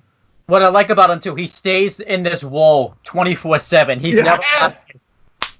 I love whether in media, whether in public, whether in interviews, he's always MJF, Maxwell Jacob Friedman, K-Baby Dead. This guy is the living embodiment of that. He's brilliant. And literally, before we could even hear most of his music, as they were talking about Brandon Cutler, MJF's like, "Cut my music!" And he immediately insults Brandon Cutler, everybody there, and D&D the judges community, and the crowd of DC, just everybody. He insulted He got booed before he spoke a single word. Yes. That's how much this guy is hated or expects to be booed. And he loves it and lives off it. And then this match, I'll admit, this match was short, but it proved a point. It worked. Yeah, it worked. And by the way, everyone's like, Brandon Cutler tweaked his knee. I don't think that's legit. I think that was planned. I think that was a planned spot. That was definitely a planned spot. And they're hamming it up like he actually injured himself, which is great. The match was nothing special, but this is how you establish MJF for sure. And you're just building a list of how many people want to kick MJF's ass. And I'm sure this won't be the last time MJF and Brandon Cutler face each other one-on-one. I'm sure they'll build off this in the next votes and even being the Elite, which we know is going to have exclusive type stuff, building off this show. I can't wait to watch those series. Oh, and I agree with your rating. Around the middle, 3-star match. Nothing special. It was a great squash match. So this is like in the middle, 3 stars. It was fun. I could see a lot of people calling out, because they said they're hypocritical because they said they promised they wouldn't do short matches, but I feel like this still worked though. Even they need to do short matches every once in a while. They need to. Every match to go 15, 20 minutes, etc. to a draw. Come on now. But I did say I would update everyone's win-loss record. I forgot to do that with the last match. So now Cody is 3-1-1. Sammy Guevara. Hold on, is one. He's 1-2. Yeah. MJF is. Hold on, because it's alphabetically and this freaking 2-2, and Brandon Cutler 0-2. Yeah, shocker. I love also how in every entranceway with the graphics, you literally see the stats for the type of matches and the amounts they've won, lost, drawn them, and then their overall. Once again, proving how they're trying to honor wins and losses when it comes to the promoting of wrestlers to title matches. Yeah. So again, kudos to AEW. Then we go into a bit of a celebrity type cameo here where we get Chris Van Lee talking to the guy starring in a movie I can't remember the name of because it's Jay and Silent Bob, man. How can you not? Because I don't watch anything besides wrestling. You got to. That's Jay and Silent Bob is the best, bro. I'll take your word for it. And put it this way. Have you ever heard the song Motherfuck? That's where that's from. Jay and Silent Bob. Okay, I figure I've heard of that. Because my friends do watch that type of stuff at times. And basically, he talks about they're interviewed and they're sitting front row opposite the campsite. They're promoting their movie, but they're also plugging AEW like, this is awesome. I love this shit. And then all of a sudden, here comes Angelico and Jack Evans. And they're like talking trash. And then Jay, I think it's Jay, goes and says, you haven't even won your first match here. And I'm like, this is how you use a celebrity segment. This is how you do it.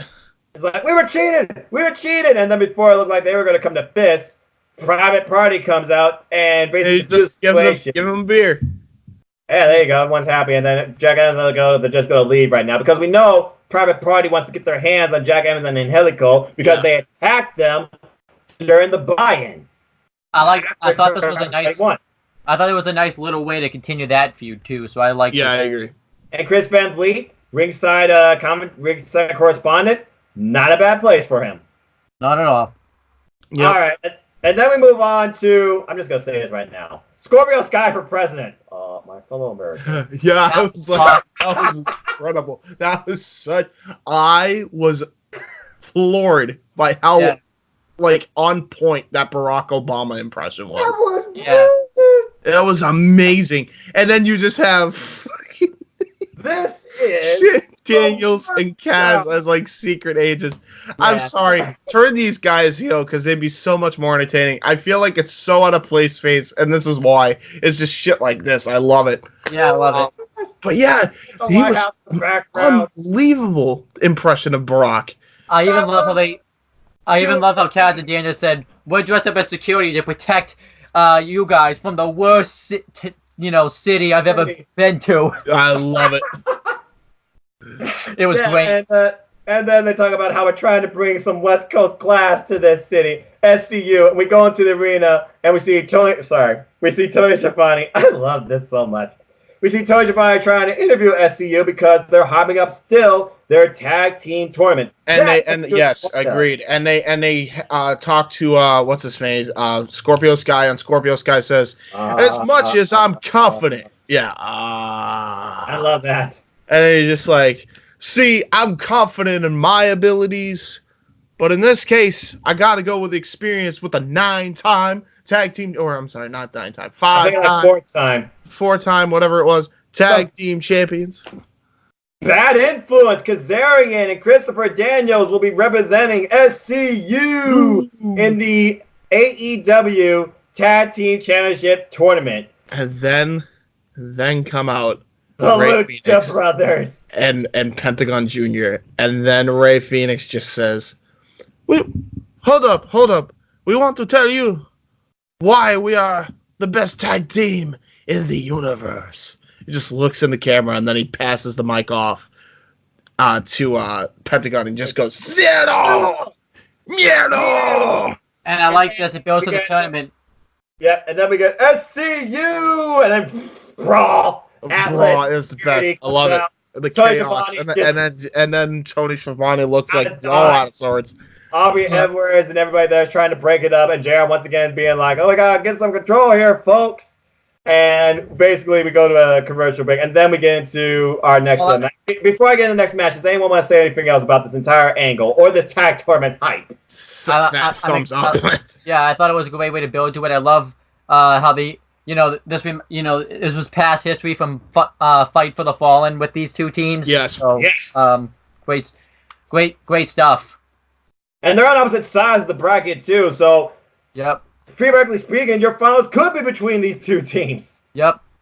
Anyway, moving on from there, we go into our next match. Finally friggin' happened under the AEW banner.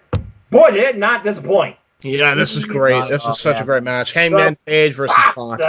Pac versus Hangman Adam Page. You can tell how much these two want to just go after each other. And Pac never smiles. He's just out there to prove a point. Carries a massive chip on his shoulder because he basically shows people that size doesn't matter. He's like, oh, okay, I'm this size. Well, I can still do about basically any damn thing.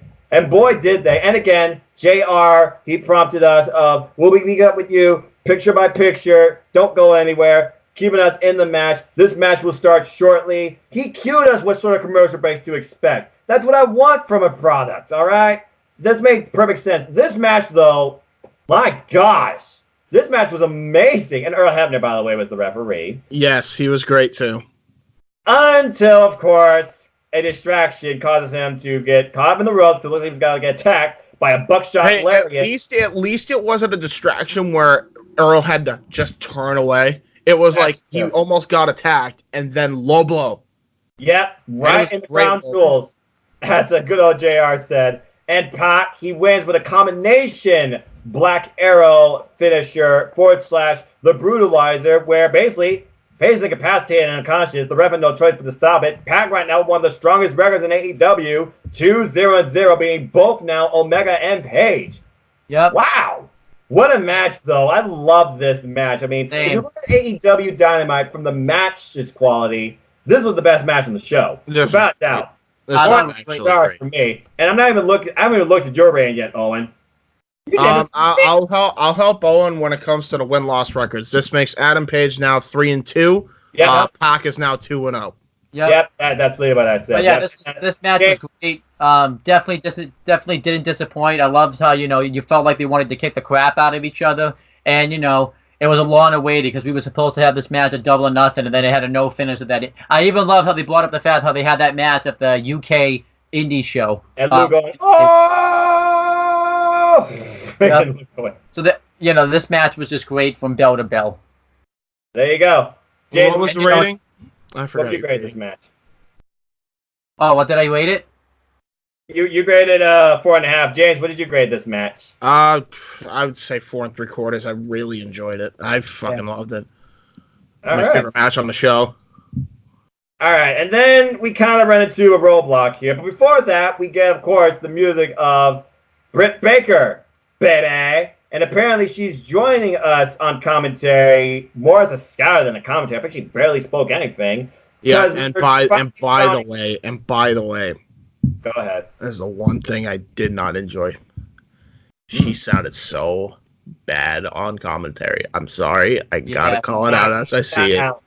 It was much better. Bad. It was Allie bad. was in the match. She talked about the competitors, but she talked about what she wanted to do. Britt Baker, she basically said, yeah, I should be in this. But, they talk about how she lost Kita Royale due to Bria Priestley. Dude, don't ever put a microphone near her. She's bad.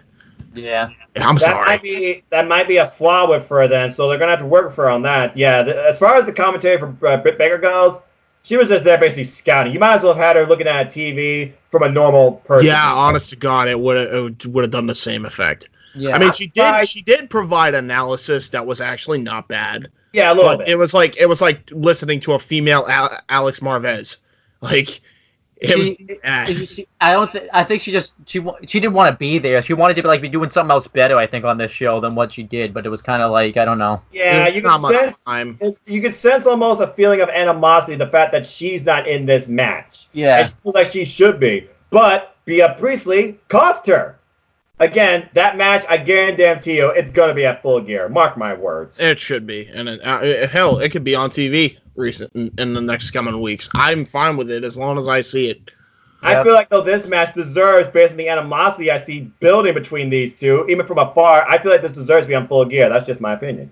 Anyway, this match, I thought was actually okay. Despite this is really good. The crowd probably made this match, to be honest. Normally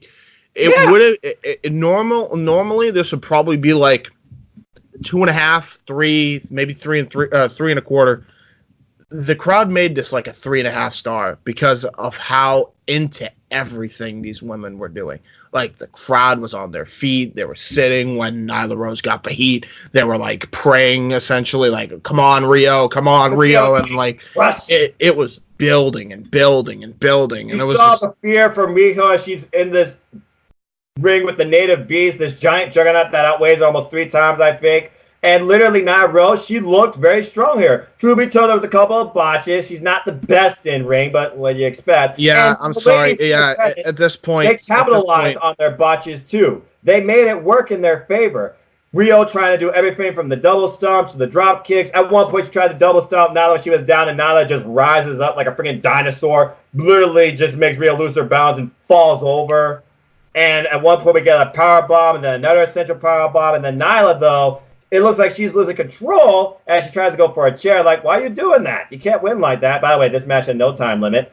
And basically, okay, so I won't use the chair. And then Riho gains some advantage. It wasn't until... Then she pulls out, what she does is she pulls out a pile of chairs and she's going to do a rolling senton on it. Rio rolls out of the way. She ends up smacking the chair. That had to suck. Yeah. At one point, we had a super close near fall. Everybody fighting. The comedy split is over. That should have been a 3. I bet that should have been a 3 count. But in the end, Riho, somehow, her tiny little petite self, 98 pounds, I mind you, and over 8 years, I believe, in wrestling at her age, she won and became the inaugural AEW Women's Champion. What a match. What a moment. I gave this, personally, I gave it 4 stars. Yeah. And then get the post angle with Michael Nakazawa wanting to interview Riho in Japanese for all her Japanese fans and how big of a moment this is for Japan because Michael Nakazawa is, of course, Japanese. And as soon as he starts speaking Japanese, Nyla comes in, sore loser, and tries to attack both Riho and Nakazawa. And then you just hear JR screaming, "Give her damn moment!" Yeah. I'm fucking sold that. Yeah, I love that.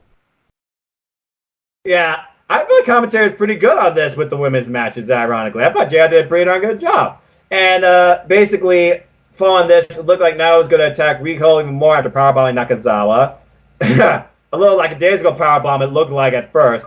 Kenny Omega comes down for the save because, again, Kenny Omega is the reason we got Yoshi-type pro wrestlers in AEW. And, of course, he and her are former tag team partners, former/training partners. So, of course, Kenny Omega doesn't put his hands on Nyla Rose, but he does come out and save her. So now let's build a little bit more animosity in the AEW women's division, and also might build an animosity between Kenny Omega and Nyla Rose. So it'll be interesting how that works from a promo standpoint, since Tony Khan says no intergender type wrestling. But again, I thought it was a great match, and again, another great post angle. Owen, any further thoughts? Yeah, I thought it was a great match. I loved how it was underdog versus Goliath. It was object. David versus Goliath. David versus Goliath. The year was about four me. Yeah, David versus Goliath. And there was a rant I have about the match. Nothing in the win, but it made me feel like I was watching like WWE with the consistent jump camera cuts. It's like that was nuts. Like they couldn't do that. Another thing I didn't like. I don't know if people caught this on the screen by screen. One of the big moments that they had to have the little screen on pissed me off because it was when Nyla Rose does the like she has her hung on the ropes with a front suplex and a stun gun on the ropes, and Rio stands there for a bit, and then she does her fucking vicious knee strike. Yes. They had that on the split screen instead of like actually on the full screen. Which, yeah. They need a better plan ahead on the split screen things, but at least again, commentary, they pointed out and gave us a heads up that folks, we're gonna go picture to picture with this. Don't you go anywhere. So I mean, I'm credit to them for telling us that. But yeah, it's one of those things you gotta look at the spots and figure out, okay, what should really be on the screen by screen versus live in ring with audio. But yeah. still, though, I also like very good match. I also thoroughly enjoyed the finish. I like that they went with Weho. I wanted them to go with Nyla Rose because of the publicity, but I feel like they still got the publicity because Nyla Rose was in the match because and Nyla Rose got down too. And I like the title. I like how it's like an old school title where it's small, like from the early 60s, 70s where the title's small. I really like it. Yeah, I agree with that, actually. Yeah, James, you at first, when you saw like the blurry shadow of the title, you were really, really kind of, I was iffy on it until I realized, oh, wait, this is kind of like a Joshi belt anyway. Exactly. So, although, I don't know, because now I'm starting to wonder, should they have a Joshi's division and then a regular women's division? It's debate for another time, I guess, but yeah, because right now we've only had two women mostly involved with Joshi, and apparently and officially one now part of the AEW roster, and that is Riho, bringing the AEW women's roster to 11, including Brandy. So we'll see. So now, technically, what's her face? B Priestley's actually a Joshi, technically. She is. She has one of the Stardom titles. Yep. I was actually looking at the 5-star Grand Prix. The win-loss record, Nyla Rose is 1-3,1-3, and Riho is 4-1. Very impressive by Riho. Mike never bets against his girl Riho, dude. And he was right, and so was I. I got all my predictions right. Riho's undefeated in singles. She only lost a tag match. Yeah. Yes. All right. And then we move on into our main event. Oh, wait, Noah, can you give my star rating for the women's match? Oh, yeah, I'm sorry. You gave it... Wow, you were very generous. You gave it 4.5. I really enjoyed it. Oh, there you go. That's a 4 overall, I think. But I just gave it a solid 4. Yes.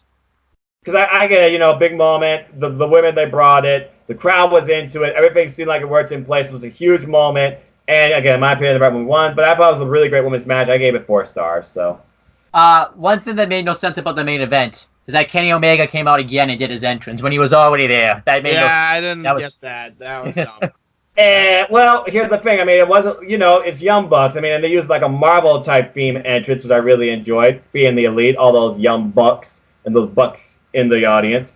And I thought it was a really cool entrance. And then we get La Champ. Oh, no, we don't. We get Santana and Ortiz. Still no team name. And then La Champion, Chris Jericho, with, of course, Judas by Fozzy.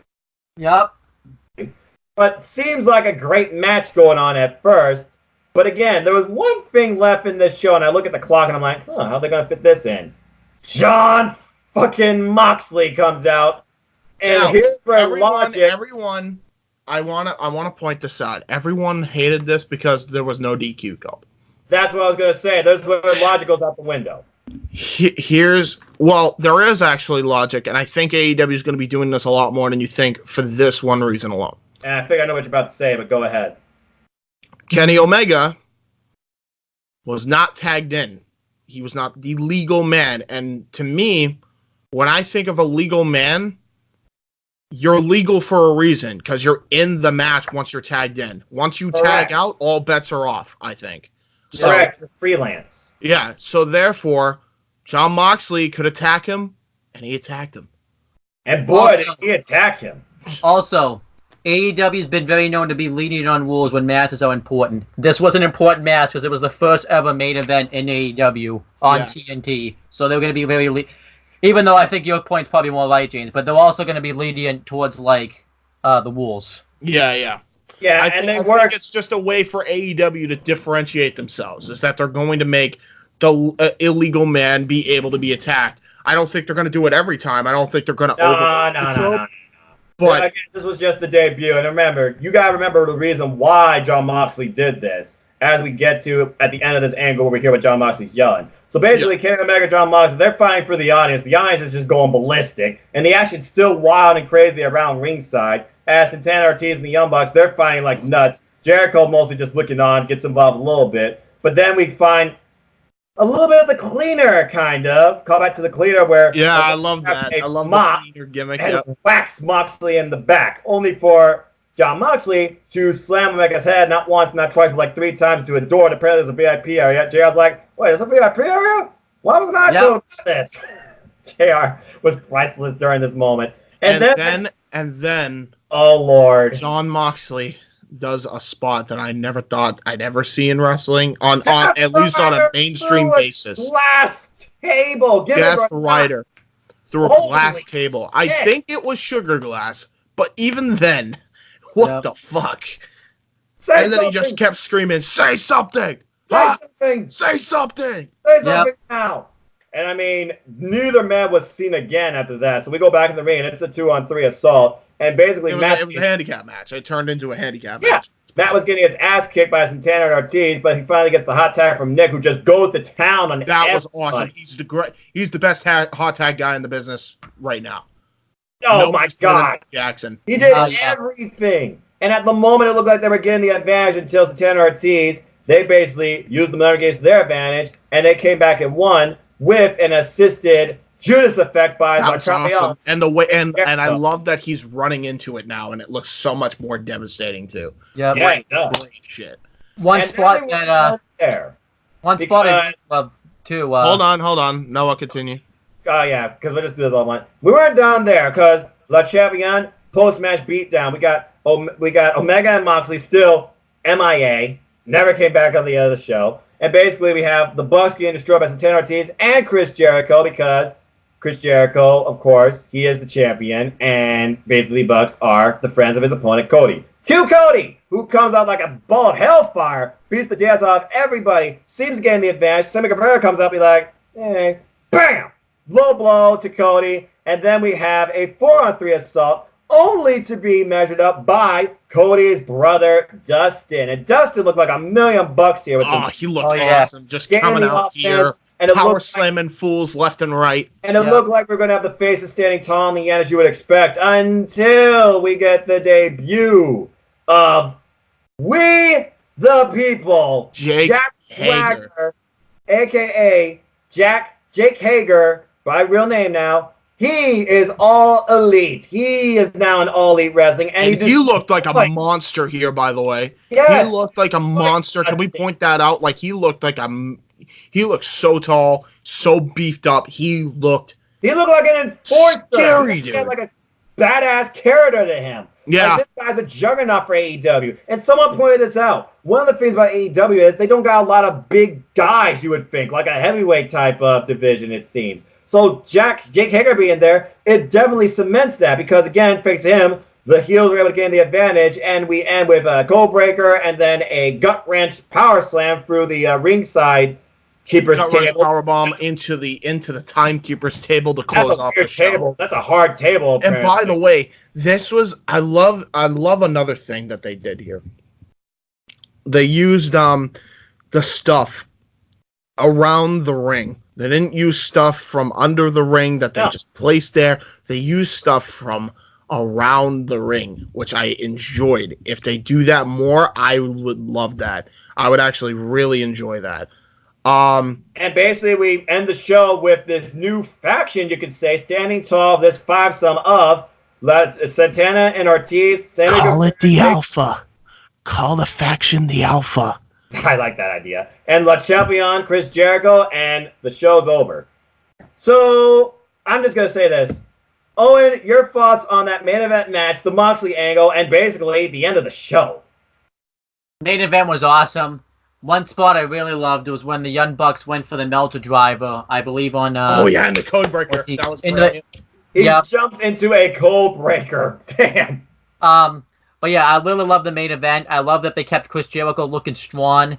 Because he's the AEW World Champion. He's got to build momentum to his match with Cody. Love the Kenny Omega, John Moxley thing. I really enjoyed that. Like I said, I love how they brought up how this cleaner gimmick by having him attack the mob. Because in WWE, Moxley would have been the one using the mob, not Omega. That. I love I believe it's called the Paradigm Shift through the... I think they call it Death Rider. It's a different movie. Death Rider. Yeah. But he hits the Paradigm Shift through the glass table. That was sick. I'm excited to see John Moxley next week because I'll be there live. Lucky! Yeah. I really like the main event angle. Dustin looked great. I even loved the little touch they did where they had him low blow Sammy Guevara to get his revenge for his brother Cody. That was really nice. That was awesome. They traded low blows. And see, I never thought that I would react to see Jake Hager. Jake Hager lately has been working Lucha Underground and MMA. I really hope, I know Lucha Underground's probably going, that AEW can work a partnership up with Lucha Underground. Yeah, I agree. Again, he's going to be a beast, dude. And he's currently undefeated in Bellator. There you go. And look, now they have AEW like you said, they have another way to promote themselves because Jack Hager is in Bellator. No, sorry, Jake Hager, my bad. That's going to get... Yeah, they have so much shit going on that they can promote their thing, and it's great. I thought it was a hell of a close. Their Canada deal, so people saw us in Canada too. They're already expanding into different markets. And also, if you look at the post-scrum with Tony Khan, he said this has been planned for a long time, and they kept it a secret this entire time. Who knows who else is expected to be in All Elite Wrestling at this point? Because they said they're going to work around, of course, Jake Hager's training schedule as well. But apparently, he's been signed with AEW for a while. Yep. I loved it. I love the way they close it off. It makes me want to watch next week. I have to anyways because I bought tickets to the show. I can't not watch it now. First off, Owen, you suck. Lucky. Secondly, I've already watched AEW Dynamite 3 times. So let's close by saying this. I fucking love this promotion. This is my dedicated Wednesday show now. I have not been more excited to be a wrestling fan. And as far as the star ratings go, Owen, you gave it 4 3/4. Everything about that ending, the match. Yeah, this was a 4 3/4 ending for sure. This is great. As far as the and you want to know the thing I loved about it? They made you want to tune in next week. They did. Yeah. And if you go to Showbuzz Daily after we talk about the next show, you'll see the impact already AEW Dynamite is having on the industry. But with that being said, before we talk about our next show, let's go ahead and go around and give our entire letter grade 4/score for the entire show.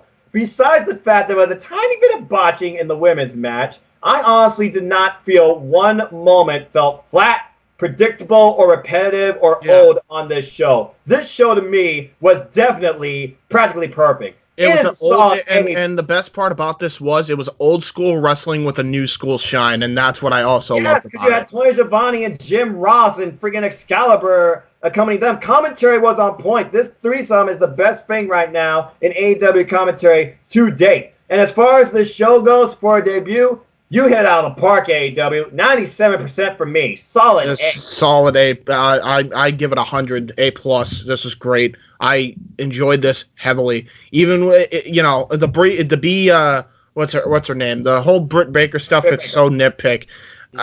On top of everything else, it was such a great show. Because you don't want to be like, oh, they're just bandwagoners, they're just jumping on. And keep in mind, some people are already talking about the AEW probably because their champion didn't open the show, and yet he was involved in an opening angle that led to the closing of the show. Get your continuity right, folks. This show had constant continuity with storylines, and truth be told, focus more on wrestling, but you got a lot more out of it than just that. That's for damn sure.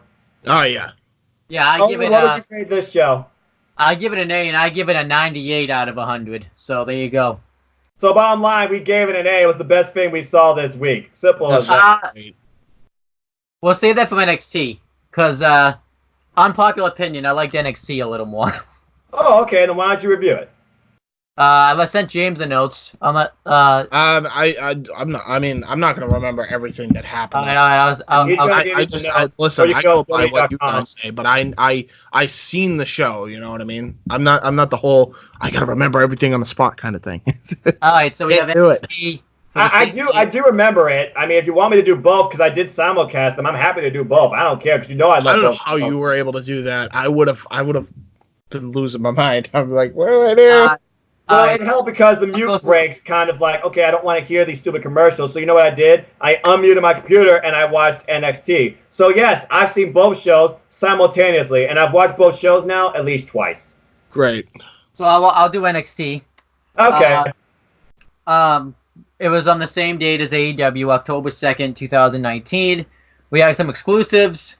We found out on the bump that, which is a new show now they're doing. Basically, it's like a wrestling fan way to talk about it. They say it's unscripted, but I doubt it. Is this like one of those things like get to the table that's just going to be short-lived and die quickly? Probably. I don't care. Why did they call it the bump?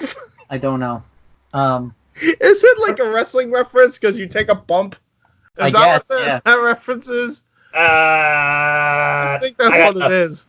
I got nothing. So we found out though that Adam Cole was medically cleared to wrestle on the show, so that was good. Yeah. Then they hype up the show. Then we had the pre-show. We had Charlie Caruso. I almost said Sammy Guevara, but Sam Roberts and Pat McAfee on the panel. Talk about a betrayal. Yeah. Sammy Guevara on NXT as he's at AEW. What? You had some. They basically just hyped up the show. Wally did an interview talking about the tag title match, which ties in. Yep. Why was Wale involved in this? I don't know. Because he's a cool dude. Then it showed a video package of like showing like the evolution that NXT went through, showing like its early stages and where people were in their careers. It makes it sad because some of them haven't had very much success at all, but. We don't want to be. I don't want to be sad. So this is the best day of wrestling. Don't you try and bring me down. Triple H has an interview, and I loved it because he basically like shoots down the dirt sheets about talking about Adam Cole did really get an injury, but he's medically cleared to wrestle. Like he's just kind of shitting all over them and everything. Triple H is brilliant, and he loves what he does with NXT. You can see in WWE Performance Center channel when they're building NXT on USA, basically how much passion and emotion and just fun and excitement there is in building NXT. From Triple H to Did you see him go to that restaurant with all that fan club? That was awesome. Brilliant. That was brilliant. Like Papa Triple H. That was awesome. That was awesome. I enjoyed that. Then we had the show. We had Beth Phoenix, Mo Manalo, and Yeah. You had that on commentary. You also have to talk about the opening promo package with Corey Taylor from Slipknot narrating. Yes. Awesome. That was awesome, yeah. That was sick. It just talks about how this is NXT's like real premiere because this is the first time they're going full on 2 hours on USA Network. And the NXT logo was on fire. And it shows like basically everything NXT related like for the past like year or so and stuff. It was pretty damn great. And then the best part about it was when they go to the graphic where it says NXT. He then screams. Corey screams, "This is NXT!" And I'm like, "Oh, let's fucking go!" That's how you hype a show. That's how you get hyped for a show. Exactly, I agree. First match, and it made sense for this to be the first match because AEW went with Cody versus Sammy Guevara. They had to go big for their first match, and it was Matt Riddle versus Adam Cole for the NXT Championship. Adam Cole was wearing the cast from the Attack. This match was awesome. I really enjoyed this match. Matt Riddle starts to go after the injured arm at first of Adam Cole. He hits wicked takedowns on Adam Cole. Adam Cole throws Matt Riddle ribs first into the not really throw, but pushes him into the steps, and he throws him into the post. And since it was limited commercial interruptions, they would do the split screen as well, and most of the show was like that. The show was like that. Yeah, except for the first 30 minutes. The first 30 minutes was commercial free. Yep. Matt Riddle goes for the blow to sleep, but Adam Cole counters into the backstabber. Then they just proceed to have this really awesome back and forth match. Matt Riddle hits suicide dive after suicide dive. Adam Cole hits a Hushikaroshi #1.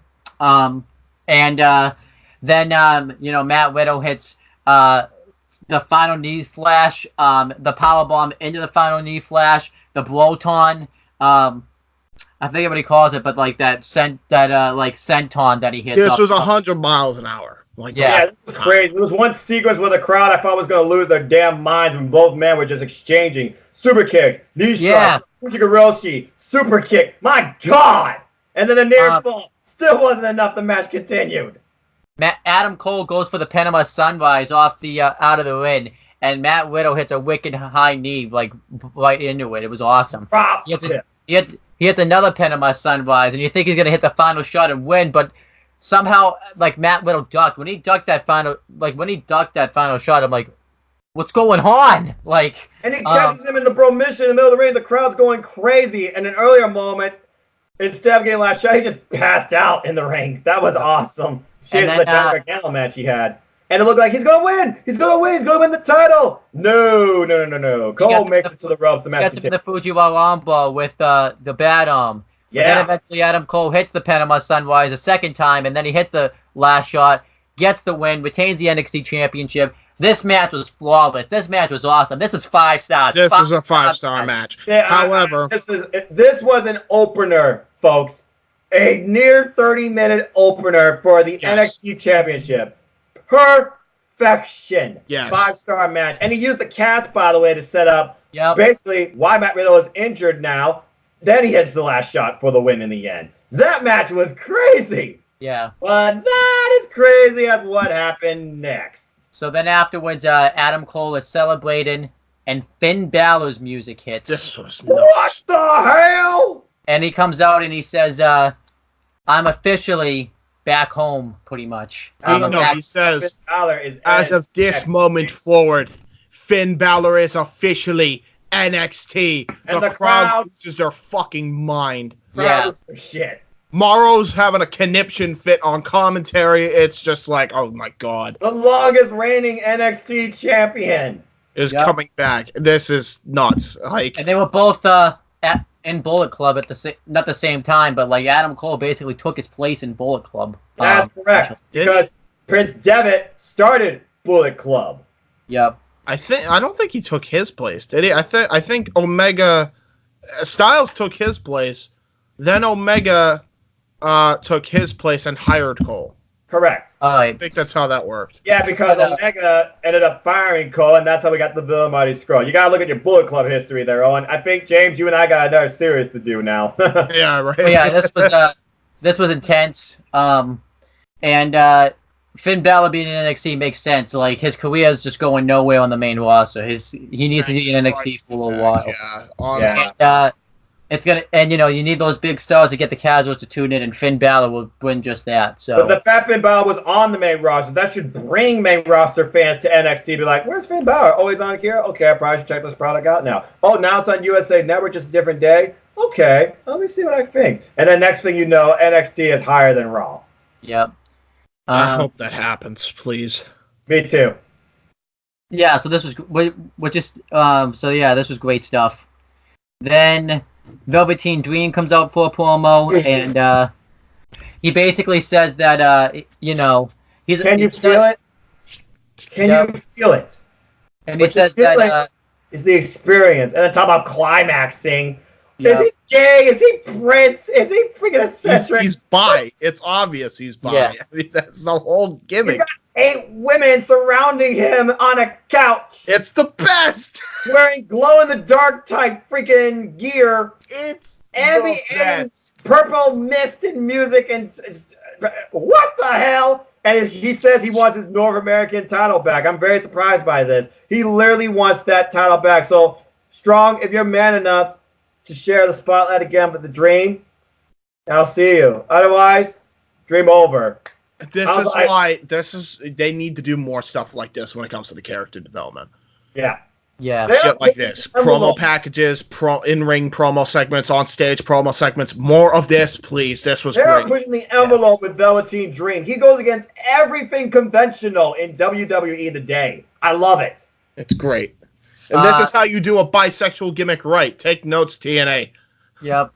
Damn, Then, it shows a build-up video package hyping up the match, Cruiserweight Championship match next week between Leo Rush and Drew Gulak. Really okay, let me say this right now. You guys know I believe 205 Live matters, but this is a war now. I am not Summer Cassidy again. That nearly killed my brain. I'm on record to say this. Despite the fact you have a Cruiserweight Championship match on NXT and you've been named the NXT Cruiserweight Championship match, I'm sorry. My Wednesdays are officially belonging now to AEW Dynamite, and I'll have to watch NXT when it re-premieres on the network 10 o'clock the following night. Do you have DVR? I do have DVR, but DVR just DVR. Off it. I could do that, but you know me, I like watching it full because Hulu only records so much, it seems. Yeah. For a period of time. Anyway, continue. Then we have Io Shirai versus Mia Yim. Great match here. Man. My gosh. That's a women's match. That was great. Mia Yim, that was a sleeper. Like, this surprised the hell out of me. This was 4.5, obviously. Oh, yeah, 4.5. Mia Yim pulling out the cold blue, and Io Shirai eventually winning with her outside moonsault. Did not need to use her modified Karafuda clutch, Coquina clutch, whatever the hell you call it. And these women brought it. And I love Io Shirai so much. Poor Mia, though. She needs to really get a win here at some point. Great match, though. Well, they're doing this for a story. Mia Yim talks about how everyone's up to the game since they come to USA, but I haven't. So, great stuff, though. I really enjoyed it. Nothing left to say. Then it shows Scott Hall and Kevin Nash in the crowd. Kevin Nash just is like, hey, James, WCW, Outsiders. Then don't get me started. Then it shows the Street Profits and Bianca Belair arriving backstage. Then it shows a vignette for Tegan Nox hyping up her return. Yay! Stay in NXT. Don't go to UK. Yes. She's working between both. What you talking about? She's doing great in the UK. But we'll get to that later. We'll get to that later. Strong in defeat. Did you really expect her to beat the NXT? Oh, fuck it. Spoiler. Did you really expect her to beat the NXT UK Women's Champion Kaylee Ray? No, I didn't. That's why they shouldn't have done the match. But they made her look strong. She went up against the champ. And she already had a quick squash, so it's neutral. We already talked about this. NXT UK, they're going to collab with each other on both brands. I know. This is the start of it. We'll get to it in a second. Yeah, I know. And then Johnny Gargano wrestled Shane Thorne. This was very good match. Actually, this is I would say this is more like a 3.5 but it was still great. I liked it. Shane Thorne looked but it was obvious it was going to win. Let's be honest here. It's Johnny that cannonball he hit in the corner, the fall-away slam. Shane Thorne looked awesome. Johnny Gargano wins with a super kick. I give it 3 3/4. I thought it was very good. I agree. Then we had the NXT Women's Championship match. NXT Women's Champion Shayna Baszler versus Candice LeRae. This is a 4-star. This was a great women's match. This is Candice shown as more than Johnny Gargano's wife. I'm so glad that not only she is taking this chance, but NXT is allowing her to take this chance to be more than just Johnny Gargano's wife. She's Candice freaking wrestling. She kept up with Shayna move for move, despite the fact Shayna crushed her freaking hand in the steps. That was brutal. As soon as Shayna takes that hairband out, you know things are about to get real and violent. And they even traded Coquina clutches at points, and she even rolled out of a Coquina clutch into almost a near fall. Candice looked very strong here, and Shayna, to her credit, did it by herself. I agree. Yep, one with the Karafuda clutch, and great stuff. 4 stars. Then it showed Stephanie McMahon, Mark Henry, and Alundra Blaze in the crowd. This pissed me off. I know. Here's why. Why? I just see Stephanie. Why? She's just like, I'm here because Triple H wants me to be. I could give 2 fucks. The cheapest smile ever. Remember when Britt Baker gave her that look back at NXT TakeOver? What was it, New York? I think it's like yes. Yes. 25. That Britt Baker is how I feel about Stephanie McMahon. That look. Fuck. Yeah. It's like I hate this, and it's like I swear to God, she's just there, cheaply smiling. She's the worst wife ever. Can I just say it? She's the worst wife I ever. dare you to say that to Triple H's face the next time you see him. See if he doesn't pedigree your ass. He probably will, but God, he could do so much better. I know. The thing is, they probably love each other, but fuck, show a little bit of excitement. Yeah. I can't tell if half the time she's being genuine or robotic. Then we had another very good match. Pete Dunne versus Danny Burch. This match from NXT UK. Very back and forth. Danny Burch hits this wicked slingshot DDT. And he looked very strong. Hits wicked uppercuts. How good Danny Burch is as a wrestler until he's in a one-on-one match scenario like this. He's great. He hits a wicked uppercut right to the back of the neck of Pete Dunne. Like it was. Damn, that looked brutal. Pete Dunne hit the X-Plex on the apron, and then eventually he wins with the bitter end. I liked it. Very good match. 3 3/4. Yeah. By the way, I created the X-Plex on 2K14. Oh, you did? Yeah, I somehow was able to do it. There you go. Good match, and then we know what's next for Pete Dunne, apparently. Lights go out. Damian Priest attacks him. I'm ready for this. This is going to be interesting. I love it. You're taking on the Bruiserweight. You're either really brave or really stupid. Then we have Adam Cole get interviewed, and Kathy Kelly's calling him out because he used the cast to cheat. But whoa. I didn't use the cast. I won with the last shot. Exactly. So I like the way how he made it work. Prescribed by medical doctors. You forgot about that part. Yep. Exactly. And then, the rest of the Undisputed Era come up, and they're upset that Finn Balor's back in NXT. And they also said that he just tells Fish and O'Reilly to focus on retaining the NXT tag team titles. Keep the prophecy. Yep, to keep the prophecy alive. Then we had the main event. It was the NXT Tag Team Championship match. NXT Tag Team Champions Bobby Fish and Kyle O'Reilly versus the Street Profits. Okay, wait. Before you say anything else about this I'm going to prove how white I am. What the hell does "we want the smoke" mean? They want to fight, basically. Yeah. That's what that means. That's why they were chanting it. Okay. I loved it. I enjoyed it. Wow, we want the smoke. We want the smoke. That was a little ridiculous in my opinion. Wale comes out rapping with him. I thought it was. I liked it. I thought it was entertaining. This match, Street Profit. I was like, okay. Very good match. Fish and O'Reilly get the heat for a long ass time on Montez Ford. Eventually, he hits a wicked Uranagi with authority. Rock bottom. That's rock bottom. Why did they call it a Uranagi? That's a friggin' rock bottom. Because it is a Uranagi. Yes, I know. Mean, it is. That's an emphatic looking rock bottom. That was planted. Then Angelo Dawkins gets the hot tag, and I really like the spot. Rough shot. I really like the spot where he struggled to get to his corner, and Kyle O'Reilly hit a wicked knee drop off the top turnbuckle right on his knee, right on his leg. That was intense. Yeah, right. And they hit double spears. Montez Ford hits a flip dive, and he hits his leg on the guardrail, which was pretty damn painful. Then they both exchange submissions. But then eventually Roderick Strong interferes behind the referee's back, and Fish and O'Reilly hit it high and low on Montez Ford for the win. And Undisputed Era keep the prophecy alive, and they're gonna celebrate. We think everything's gonna be all good for the era. But then Tommaso Ciampa's music hits. Oh my God! The Black Heart is back, and he did nothing but stare at Goldie while just menacing. Yeah. Oh yes, fine. Also, we get hype idea that Kushida versus Walter is also happening next week. You forgot about that. Oh yeah, that too. That was great. Tommaso Ciampa circles Adam Cole Adam Cole is prey, and Tommaso Ciampa's the shark. It was pretty damn great. And that was NXT for this week. So let's do the letter grades. I'll go last because I have a feeling I'm going to be different than everybody else. I guess I'll go first then. So this is still an A. This is a 97 out of 100. The reason I don't rate it an A+ like I did with AEW, this is why. So, I understand the whole mentality with wrestlers that you want to steal the show. Here's the problem.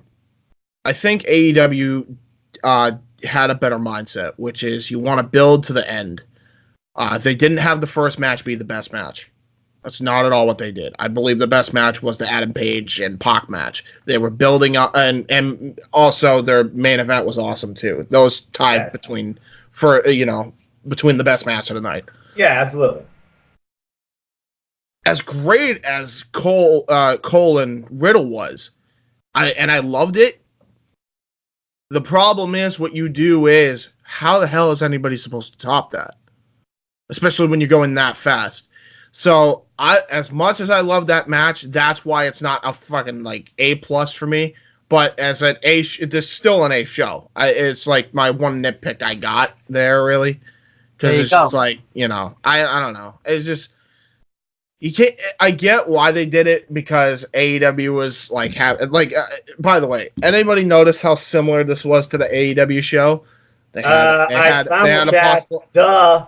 Yeah, I mean that's they pretty much just ripped off, AEW's. There's no doubt in my mind. Somebody in the back of NXT was watching this and telling Triple H, "We'll go with this match next," and that defined the match order because you'd be surprised how similar it was. But again, they dedicated themselves to more time, and their matches went longer and no draws. Again, a near perfect show. Wednesday, the fans won. Simple as that. I gave AEW 97. I give NXT, because of the Stephanie little promo, 96. Yeah, this was still a great show. So I'm going different. I really enjoyed this show. It broke the scale. I give it an S. I enjoyed NXT more this week. I just thoroughly enjoyed it. The matches were, very delivered very well, and they're setting up future stuff with Finn Balor being back now, Tommaso Ciampa being back. I'm really excited for the future of NXT. I might be the only one, but I enjoyed NXT. You're not the only one. I'm excited too. I don't know. It was more the first match being the best match that kind of brought it down a little bit for me. But I thought, Io Shirai again, though, it's extremely impressive, though. I will say that. I agree with that. Yeah, so... And you can call me a WWE mark all you want, but, whatever. Are you really a WWE mark? It's not main roster. Yeah, exactly. Games. We're fans. We win. That's all that matters. We do win. I'm not even going to stunt. These shows were the best... this was the best day in wrestling. No other day is going to top Wednesdays. No fucking way. Going forward, period. I mean, next week I'm obviously going to say AEW's better because I'm going to be there. So it's Yeah, well, I mean, it comes down to this, James and Owens. Are you going to dedicate your Wednesdays live to AEW or live to NXT? I'm alternating between both. Next week I'm doing NXT. And then recording AEW. This week in particular, I did the opposite. So I watched AEW live and NXT right after it was done. So that's what I think I'm going to be doing. I think I'm going to just record both shows, and when it comes to the Cruiserweight Championship match and Kushida versus Walter, I will flip from AEW to NXT. I know I might risk missing at the time Shawn Spears versus Jon Moxley, but I'll be okay with that. But I think like you, I am going to alternate. I think I'll alternate. Both. I may alternate too. Or, I'll probably do with whatever is intriguing me more. If I want to watch one show more it depends on the card and stuff. Obviously next. So if this is the Wednesday Night War post-address, and you're looking at week 1, going into week 2, how you're going to look at both products, you're already winning because it's making you decide and question. It really comes down to what are you more excited for? I'm excited for both equally, man. Exactly. I'm excited for wrestling. I'm excited wrestling's actually back to prominence. Yeah. And we should talk about AEW did win the ratings war though, yes, thank God. I love NXT, but I'm glad they won. I'm glad they won because that means they really have to try now. Yep. So AEW in the first time they aired it won with a 1.4 million viewer demographic. NXT only drew 800,000, which is kind of worrying in a way, but hopefully they can bounce back. 891,000 to be exact. And keep in mind, both of these shows were in the top 10 for the night. Yeah. AEW only lost to freaking Major League Baseball. Now, here's my fear, though, and this is what I wanted to bring up. They're already saying we need to get NXT out of this building. You know who's saying that? Yeah, Vince. Yep. That's the Dark Omen. There we go. Also, as we continue for the week, I know we're going to go back to AEW because of something else that happened, but let's move into Thursday for what's now NXT Day for me. NXT UK. Yeah, before you continue with that, there's more on the ratings with AEW. Oh yeah, they actually did more in Canada as well. Canada, they ended up drawing a 1.8, 1.9, I think, on TSN. So, damn. And on the rerun they did, because they actually aired it as NXT had its overrun, so they were replaying Dynamite. Yeah, they ended up drawing another 400,000 fans. So between those like 3 ratings alone, they drew like a total rating of like 2.5, 2.6. Yeah. That's freaking raw viewership right there. That's insane. Yeah. Great job, AEW, for a fucking great premiere. Yeah. Unbelievable. Keep up the momentum. You had one hell of a start. Keep bringing it up. Build on that. Don't be like, we can rest easy now. No. Build off this. This is gonna be great if you keep building off that audience daily going forward, just because of these 2 ratings. I actually care about ratings now. Yeah. Wow. All right, so on to this week's NXT UK, Okay. which took place October 3rd, 2019. Because it's on Thursdays now. It's probably because of that AEW NXT thing. They don't want to have it be on Thursdays because it'll kind of get lost in the shuffle. Which I still think it kind of is getting lost in the shuffle a little bit, but we'll talk about that later. Yeah. Then we had the first match that I really didn't care about at all. This match really wasn't anything special. Piper Niven versus Isla Dawn. Yeah, this was bad. Man, Isla Dawn has so much potential if you look at her work in other UK promotions. She just can't get the win. She needs something to her. I don't know what. And that's the problem, isn't it? That's the problem with UK. Like, we were talking about it with Banks, and we were talking about it with Coffee and Gallus. Now now here we are with Isla Dawn having the same issue. Why? I like her style in ring. She's a hard hitter. She kicks hard too. Why isn't she a heel too? Yeah, like isn't she a heel on the Indies? Yes, she is. Why isn't she a heel here? Yeah. I don't know. Piper Niven picked up the win though in a nice little mutual respect affair. Isla Dawn with another loss. Damn it. Nothing special. 3. Just 3. I give it like 2.25. I give it like 2. I didn't enjoy it. Well, the reason I give it more is because I know what Piper Niven and Isla Dawn are capable of, because I've seen Isla Dawn in the Indies. I've seen Queen of Insanity with Piper Niven and Kaylee Ray, and I hope they build towards that. And I hope that Isla Dawn does get something more to her than just this mysterious hard kicker. Yeah. Yeah, and a fucking witch or whatever. Why isn't she a heel again? Why isn't she winning? Fuck. James, Dragon. James, the freaking women's division of NXT UK is so deep. I have grievances for most of the women why they aren't winning, including Killer Kelly. Anyway, yes. Continue. That's agreements for another day. Continue. Ilya Dragunov's backstage. He's not cleared to wrestle because of his match with Cesaro at NXT UK TakeOver Cardiff, which I like the fact that he's still selling the injury. So Alexander Wolf comes up and he says that I like you and I'm going to let you... he basically says I'm going to let you walk and I'm going to take your place tonight. So it seems like they're setting up a feud between Alexander Wolf and Ilya Dragunov. Put him in the Imperium. Ilya Dragunov makes so much sense. Put him in. I wouldn't mind that either. James, you can't put too many people in a faction. This is what killed. Well, all right. Well, here's why I recommend him be the last member. They're doing NXT and NXT UK, and they're all gonna intermingle, right? Yeah. Okay. So that means the Cruiserweight title is going to be a thing. You need Ilya Dragunov on your thing. They need him. I kind of agree with that. But anyway. I just wanted to point that out there. That's why. It's not because I just randomly want Ilya Dragunov on there.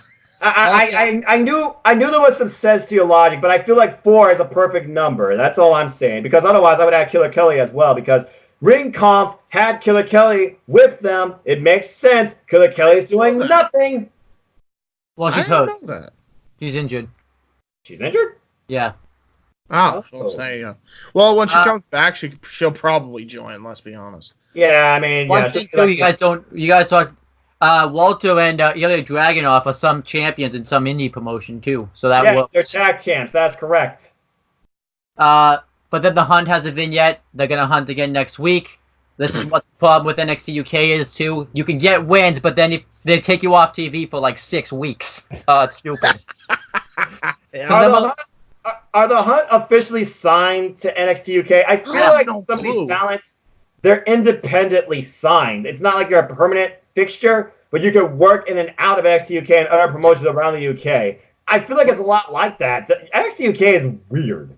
And Laguerre though is officially like signed, but like we saw last week was like the first time we had seen him in like 3 months, and that's what I hate about NXT UK in a way. They'll take you off TV for months and you'll lose all your momentum. Like fractured continuity. Or continuity, excuse me. There needs to be a balance, and I don't think there is one. Yeah. I agree. All right, then Piper Niven gets interviewed. She talks about how she wants to go after the women's title. She gets attacked by Jazzy Gabbard. And no, Ginny comes up and says, the best heel in NXT UK. Ginny? Women heel. Better than Zach Gibson? No. Women, Owen. Women. Okay. I don't know about that. I mean, she's not a heel type. I guess nowadays standards, yeah, but before it would have been Rhea Ripley. Definitely. Yeah, but Rhea now she's more like the face that people get behind. She works in NXT. And people always cheer Rhea now, even in the UK. So can you really call her a heel at this point? No, not really. But exactly. Alexander Wolf versus Saxon Huxley. Good stuff. I actually like this. It made Alexander Wolf look strong. He won with the powerbomb. I thought Saxon Huxley looked decent in this position. I thought Saxon Huxley looked good, and I thought this was quite good. Good stuff.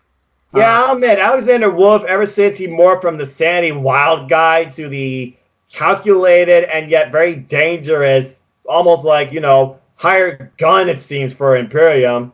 It's very unique in a way, and I still love the uniformity with Imperium, from their entrance to all their names to the fact that every one of them used a powerbomb as their finisher. Well, it's I agree. It's a clothesline, additionally. But for Saxon Huxley having a singles match, he hasn't had one in a while. I thought it was pretty darn good.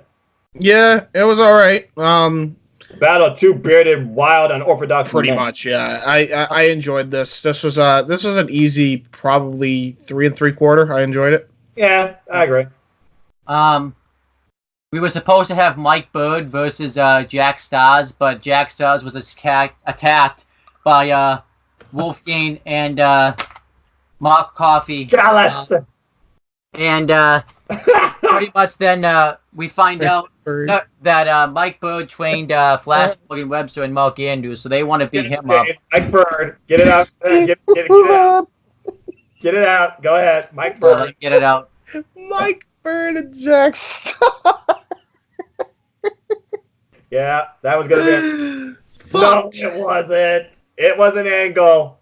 Because Mike Bird apparently trained Mark Andrews and Flash Morgan Webster and is good friends with them. And we all know what Mark Andrews and Flash Morgan Webster are right now. The NXT UK Tag Champs. That did not pin Gallus. Yep. So, Flash Morgan Webster and Mark Andrews try to come out to make the save. They get attacked from behind by Joe Coffey. It was a trap. It was a setup. And Gallus lay him out. This was good. We established Gallus, but they have a long way to go before they can be back to where they were when they first reformed. If they want to truly call NXT UK their kingdom, they need some damn gold. Yep, and Joe Coffey though still he needs to be rebuilt a lot too, because that last man standing match did him no favors at all. I mean, he won. He won. That's the way he won. That's like saying, I know. James. He got the last piece of cake. It doesn't mean it was a big piece of cake. James, he won though. The wins and losses. It doesn't matter. He looked like shit. It doesn't matter. He looked like a geek. He looked like a geek the whole match. He won. That's all that matters. Then Tegan Knox wrestled Kaylee Ray in the main event. This was a great match. I thought it was real good. Kaylee Ray won, and I have an issue with that. Because they kind of this was rushed. They should rushed. Unfortunately, that's my biggest grievance with this, because I know what Tegan Nox is capable of. I'm glad she's shining. Ouch, though, that knee strike to the friggin' post. What were you thinking? Yeah. And at one point, dumb babyface did not grab the friggin' inside leg for the freaking 3 count off the Shining Wizard that she freaking hit. Kaylee Ray's long legs. She got some long legs, man. Friggin' goes to the ropes and was able to break the count. I was like, damn it, Tegan, damn it. What is with baby faces not grabbing the freaking leg by the ropes? God. Yeah, I wasn't a good match, though. But I did not want Tegan Nox thrust up against the NXT UK Women's Champion this soon. Okay, and that's my biggest problem with it. She had a squash against Spaz or whatever her name was. She should have faced somebody like, I don't know, Xia Brookside, Ginny even, somebody before the champ. I know the champ called her out, but they shouldn't have made this match this soon. That's all I have to say about that. I thought it was still a good 3.5. Because now that she's lost, she's just going to be another woman on the roster now too. Yeah. They are hyping her up for NXT, so hopefully they'll do stuff for her now in NXT. We'll see. I mean, surprisingly, Rhea Ripley wasn't on this show, and we still haven't heard a thing about Toni Storm, and she's rumored to be in NXT with Pete Dunne. And remember how you said we had to watch NXT, Owen, because they were going to intermingle? I'm not seeing any intermingling yet. Imperium, James. That's it! Where is everybody else? Pete Dunne, Danny Burch, and that's it for now. But what I mean by intermingling is they're on there, but then they don't show up the week after or even this week on NXT. They don't even show Tyler Bate or Trent Seven or anybody. And I'm like thinking to myself, I'm not seeing anything that's you gotta consider they tape at hour lengths. And they don't necessarily use the same people every show. So I guess they're trying to do the most of the roster. I bet you next week we're going to get more on the whole British strong style versus Jordan Devlin, Noam Dar angles we're seeing. I understand what you mean, but you can't do the same for every week. That's one of the strengths of NXT. They keep you guessing. In fairness, yes, I agree with that. I'm just saying it's like, I don't know. Like, I'm waiting to see how, like, they're going to intermingle. It's weird, I get it. Because you know what I'm expecting? I'm hoping to see, like, Undisputed Era come out of nowhere and try to run roughshod on Imperium one of these days. That's what I'm hoping for. Imperium versus Undisputed Era at War Games. Yes. One thing I'm hoping for. One thing for all the gold, by the way. I even booked, like, if you're able to get the belts on Imperium, the tag belts, do a winner-take-all. Yeah. Do a winner-take-all. That would be awesome. What does that leave NXT? Undisputed Era has all the gold. I don't know. Imperium has all the gold, and they not even in the dumb ages of Raw and SmackDown did one show not have. I know I did double negative. Sue me. Fuck you, Grammarly. Not have a belt on there. Get real. Hey, I'm not saying they won't have the belt. It just they're going to be switching back and forth. It won't be like Brock Lesnar where they're not going to show up for months on end. I'm sure that won't happen. The bottom line, we see much potential in the NXT UK intermingling, but we want more from it, and we don't know what direction it's really going. Besides what looks like Imperium vs Undisputed Era at War Games, and truly, I do hope that happens. I want to see Jordan Devlin versus Drew Gulak, please. Yes, please, thank you. Please. Yes. I want to see it, please. One thing I forgot to talk about is Ashton Smith got interviewed earlier in the show. Oh, yeah, Zach Gibson. Oh, fuck it. I almost forgot. How did you forget Zach Gibson? Well, because I forgot about Ashton Smith. He's a pretty easy. Okay, that's fair. But he talks about. I guarantee you they're going to do the grizzled young veterans versus Ashton Smith and Jordan Oliver. I guarantee you. Jordan Oliver. Fuck's sake. These names. Gold. That was NXT UK. It was okay. I give it a C, 75 out of 100. It was a C show, honest to God. C, 75. It was average. Nothing real takeaway here. Great man, but you should not have done Kaylee Ray and Knox this soon. All right? All right, you know what I want to see in NXT UK? I want to see Nikki Cross confront Kaylee Ray. That would be cool. Before we continue to SmackDown, I want to mention one thing. We forgot to mention this on AEW with the main event. They said the following contest is scheduled for one 6-man match set for one fall with TV time remaining. Did anybody catch that? Oh, yeah. That was an old school thing. That is old school. Very, very good notice. JR even marked up for that. It's like, I love that. And I mean, they literally did it down to the very last second. Good on them. Unlike what we're about to get into now, segue. It's the premiere of Friday Night SmackDown on Fox. Now, and boy, was this something. There's a lot to talk about here. Before we get into this, I gotta rant about something because this pissed me off. And I know a lot of people think that I might be overblowing this. I don't care. This needs to be brought up. You're a fan. So they canceled 205. Unexplicably. No reason. They just canceled it. They wouldn't have it on. This was a last-minute call. Right. And everyone's speculating why they did it. I'll tell you why they did it. Fox executives, and they even show a picture when the Firefly Funhouse segment aired, were in the front row, and they were looking, and, they were observing the show. A bunch of Fox executives right in the front row on the hard camera side. Yep, I saw that. So they were watching, and they thought, we can't have 205 because nobody will react. That's why they fucking canceled this. Here is why I'm so angry. Because there's a simple solution to this, and we've been saying this for years and years. Okay? Since 205's been a thing. It's a great idea. Everybody get ready to, do this, because I'm about to say it very loudly and emphatically. Ready? Put it before SmackDown Live! Yep.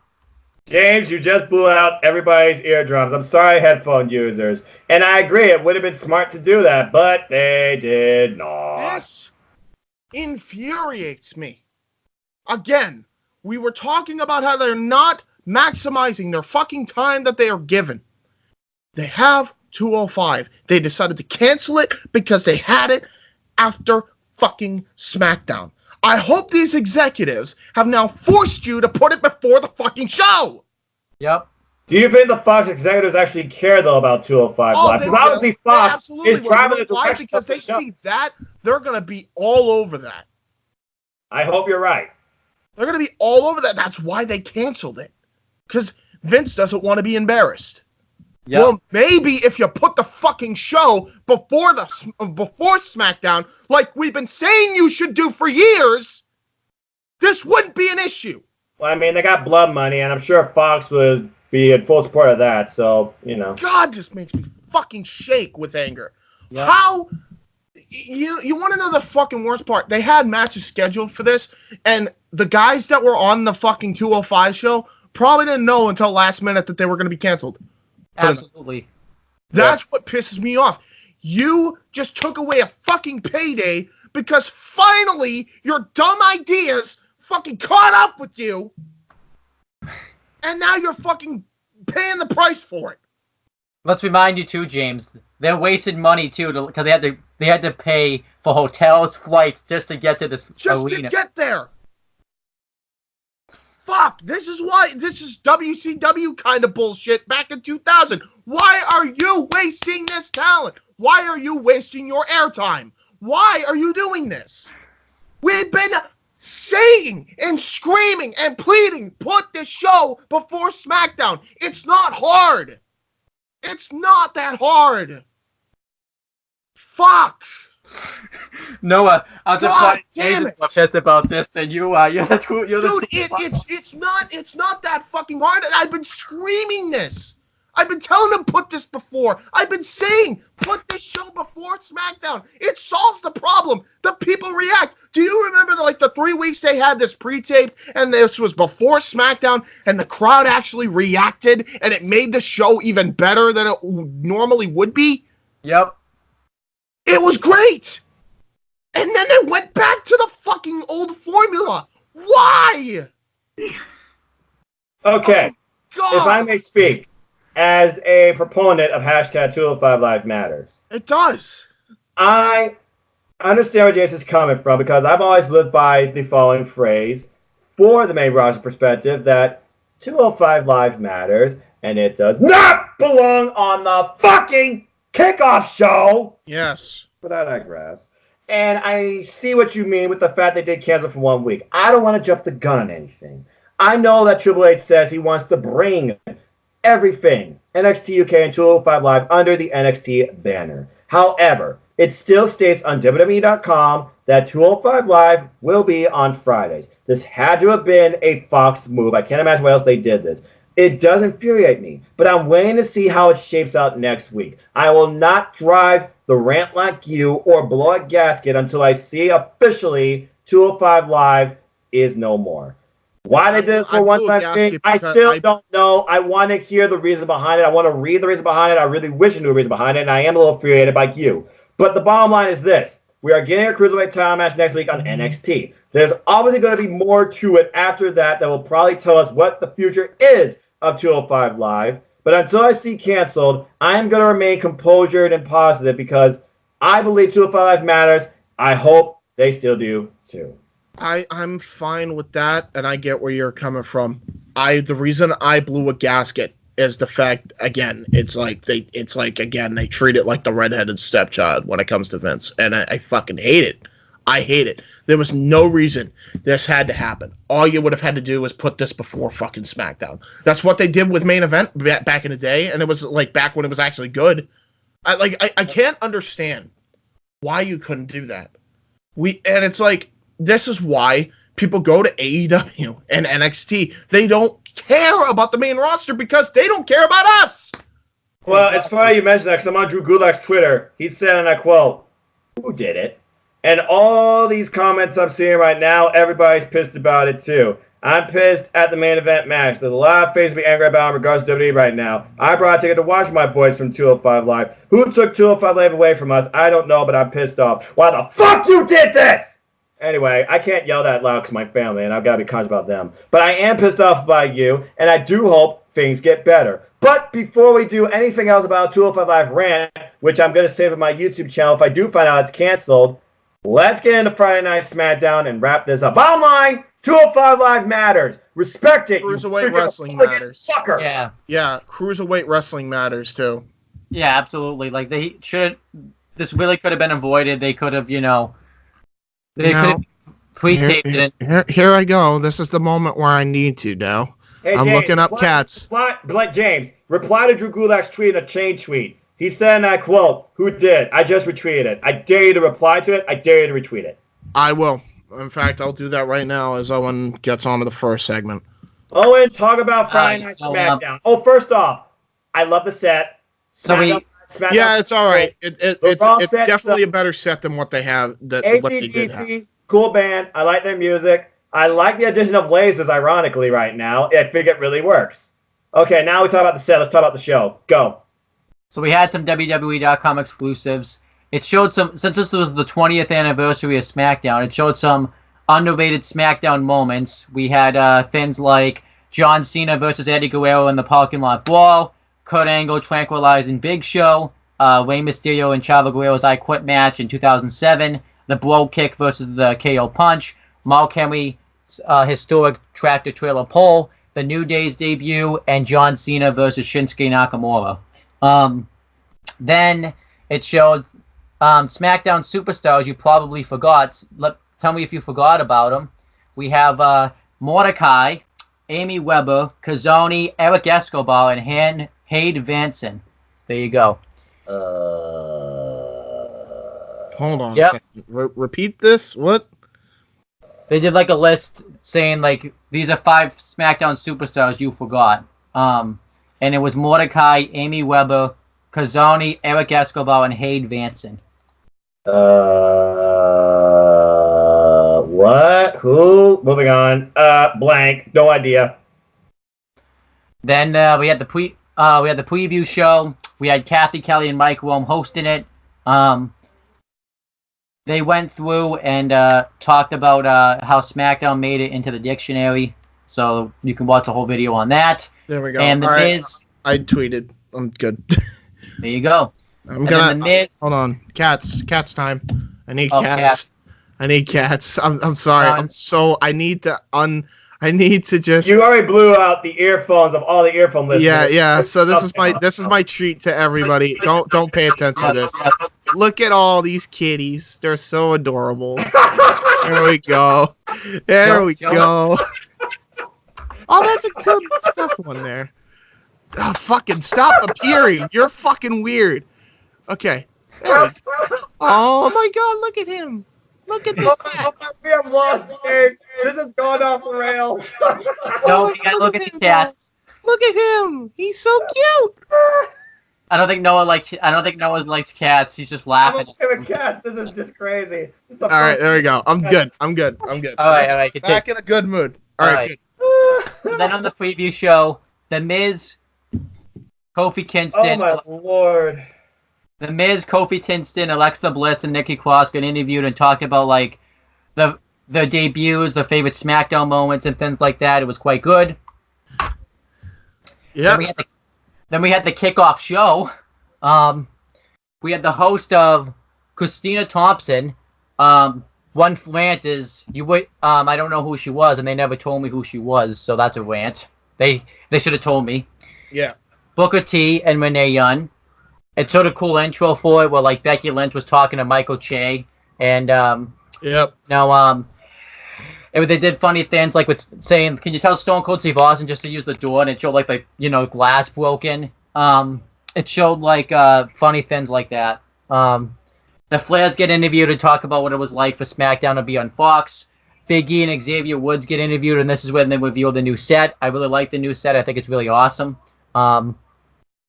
And Seth Rollins gets interviewed. He talks about his favorite SmackDown moment. It was when Stone Cold Steve Austin and Booker T got into that grocery store fight. That was the best. I love that. But Seth Rollins still came off. Oh my god, Let's check for whoop ass. But Seth Rollins still looked like a geek. I can't deny that. Who cares? What else is new? I mean, that's obvious. Booker T though said a funny line though. He said, "I actually won that fight. They just lost that footage." Yeah, he lost the fight being checked out at the cash register and then being beaten down in the back area. Yep. Yeah, you're a real winner. Then we had the Bella twins get interviewed. I don't remember what they said because I didn't pay attention. Owen could care less. Sorry, Caitlin. Owen is not a Bella Army member. Nope, so I'm not winning any brownie points with Caitlin, so I'm not getting any brownies. Sorry. I know I'm gonna sound super ignorant when I ask this. Who's Caitlin? That's Aaron Riff's girlfriend. Oh, right. Yeah, she's a good friend of mine of Team No DQ. Yes, right. And a die-hard Bella Army member. Yep. Fearless. Then we had it showed SmackDown to Fox ad. I don't remember it because I just don't remember it. Then I love the fact he talks about this like I don't remember. This is irrelevant to me. So I mean, it happened, so y'all know about it. But if y'all want to watch it, I just go watch it. That's sometimes my channel in a nutshell, Noah. Like when it comes, I feel like anytime it's main roster, it's like I don't remember. Kofi Kingston gets interviewed and he talks about saying he's going to beat Brock Lesnar and retain the WWE title. More on that later. Then Paul Heyman gets interviewed and I forget what he says, honestly. I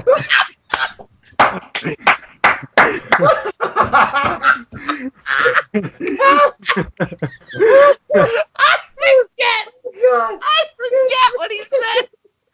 Oh, Jesus. Remember anything before 8 p.m.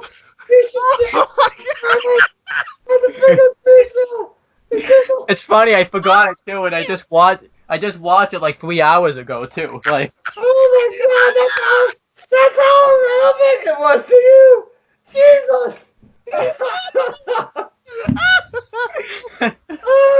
My ribs.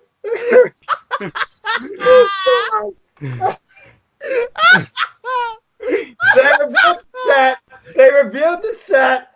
Paul Heyman talked about hope be fleeting when you're in the ring with Brock Lesnar. And oh god, I can't breathe. Fucking hell. And then we learned that Buddy Murphy and Ali had a 3-minute match as we heard the in-ring action. And it was like, whatever. And I think that was it because the 3-minute countdown was the so-called hype video package. All right, then God. then we had the show. Let's all collect ourselves before. Yeah. Oh my God. And Vince McMahon gets a standing ovation, welcoming us to the new era. That much I hate. And Stephanie says, "Welcome to Friday Night SmackDown on Fox. We finally get the Fiend from ACTC. Are you ready for a good time?" Yeah. Pyro explosion, lasers everywhere. The show kicks off with the man, Becky Lynch, commentary, Michael Cole, Corey Graves. And then King Corbin interrupts. Now, continue. Do you want to just take this thing, Noah? Because I feel like I lost the privilege to. No, it's good. Just continue. No. I just knew that if you said, I don't remember what happened here. I was gonna break, and we had to get to the show. So All right. everything blue carpet irrelevant. All right. Yeah. God. All right, so Vince. Oh, We're good. Just go. well, I thought the thing didn't. I thought it X'd out. All right, so Becky Lynch comes out and she talks about like how SmackDown's been real special to her, and Baron Corbin comes out and I don't know why. King Corbin. All Sorry. hail I don't King give Corbin. a fuck about King Corbin. He ain't my king. I forgot because I was laughing too much and stuff. So I forgot to call him King Corbin. Fuck. He ain't And my he talks king. about how he's been the star of SmackDown and he's been the star of WWE. And he's the star of looking like you run a fucking Applebee's. So then he gets cut off by. You're a star of shit. Then he gets cut off And by. Isaac King from Game of Thrones. Oh Yeah, God. right? So then he gets cut. Game of He gets Thrones. cut off by The Rock, and Damn, that was loud. That was the loudest thing of the night. And And the The Rock- reason SmackDown sold out. Period. yep.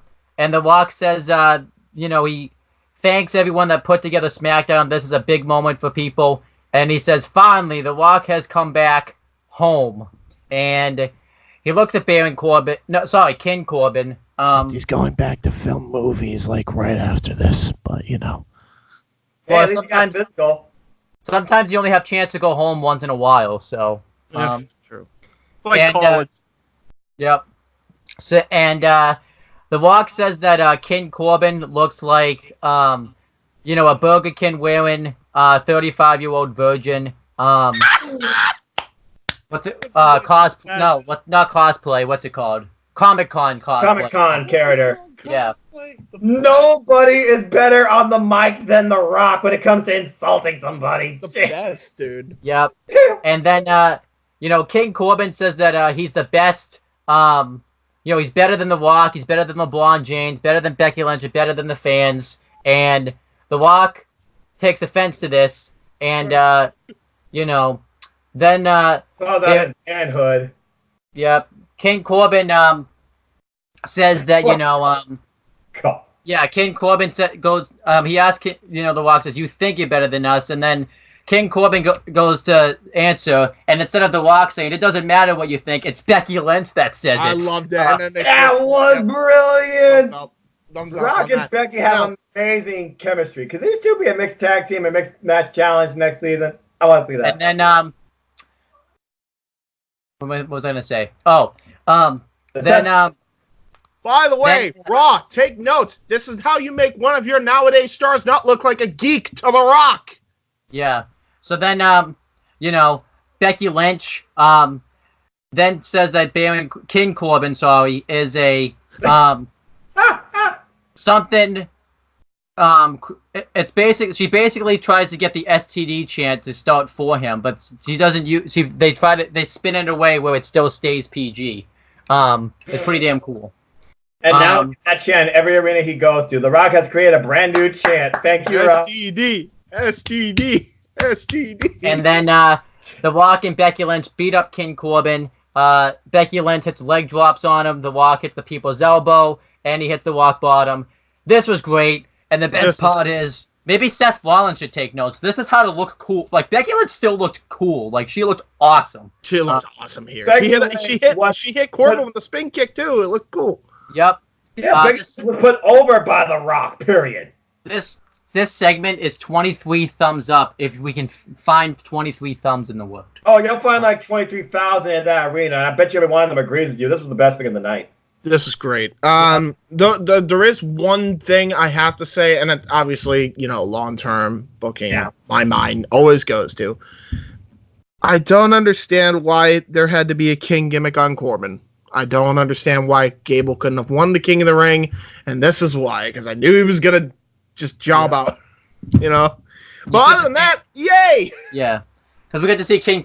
I mean, to be honest, I don't. Do you really care about King Corbin enough though for him to get booked well? Like, be real. I don't. I'm pissed that Gable didn't win it, and he doesn't look like a star, and yet we have Corbin who wins King of the Ring and then just looks like a jobber. That's what I'm more pissed off about. Vince McMahon mentality. He's a Vince guy.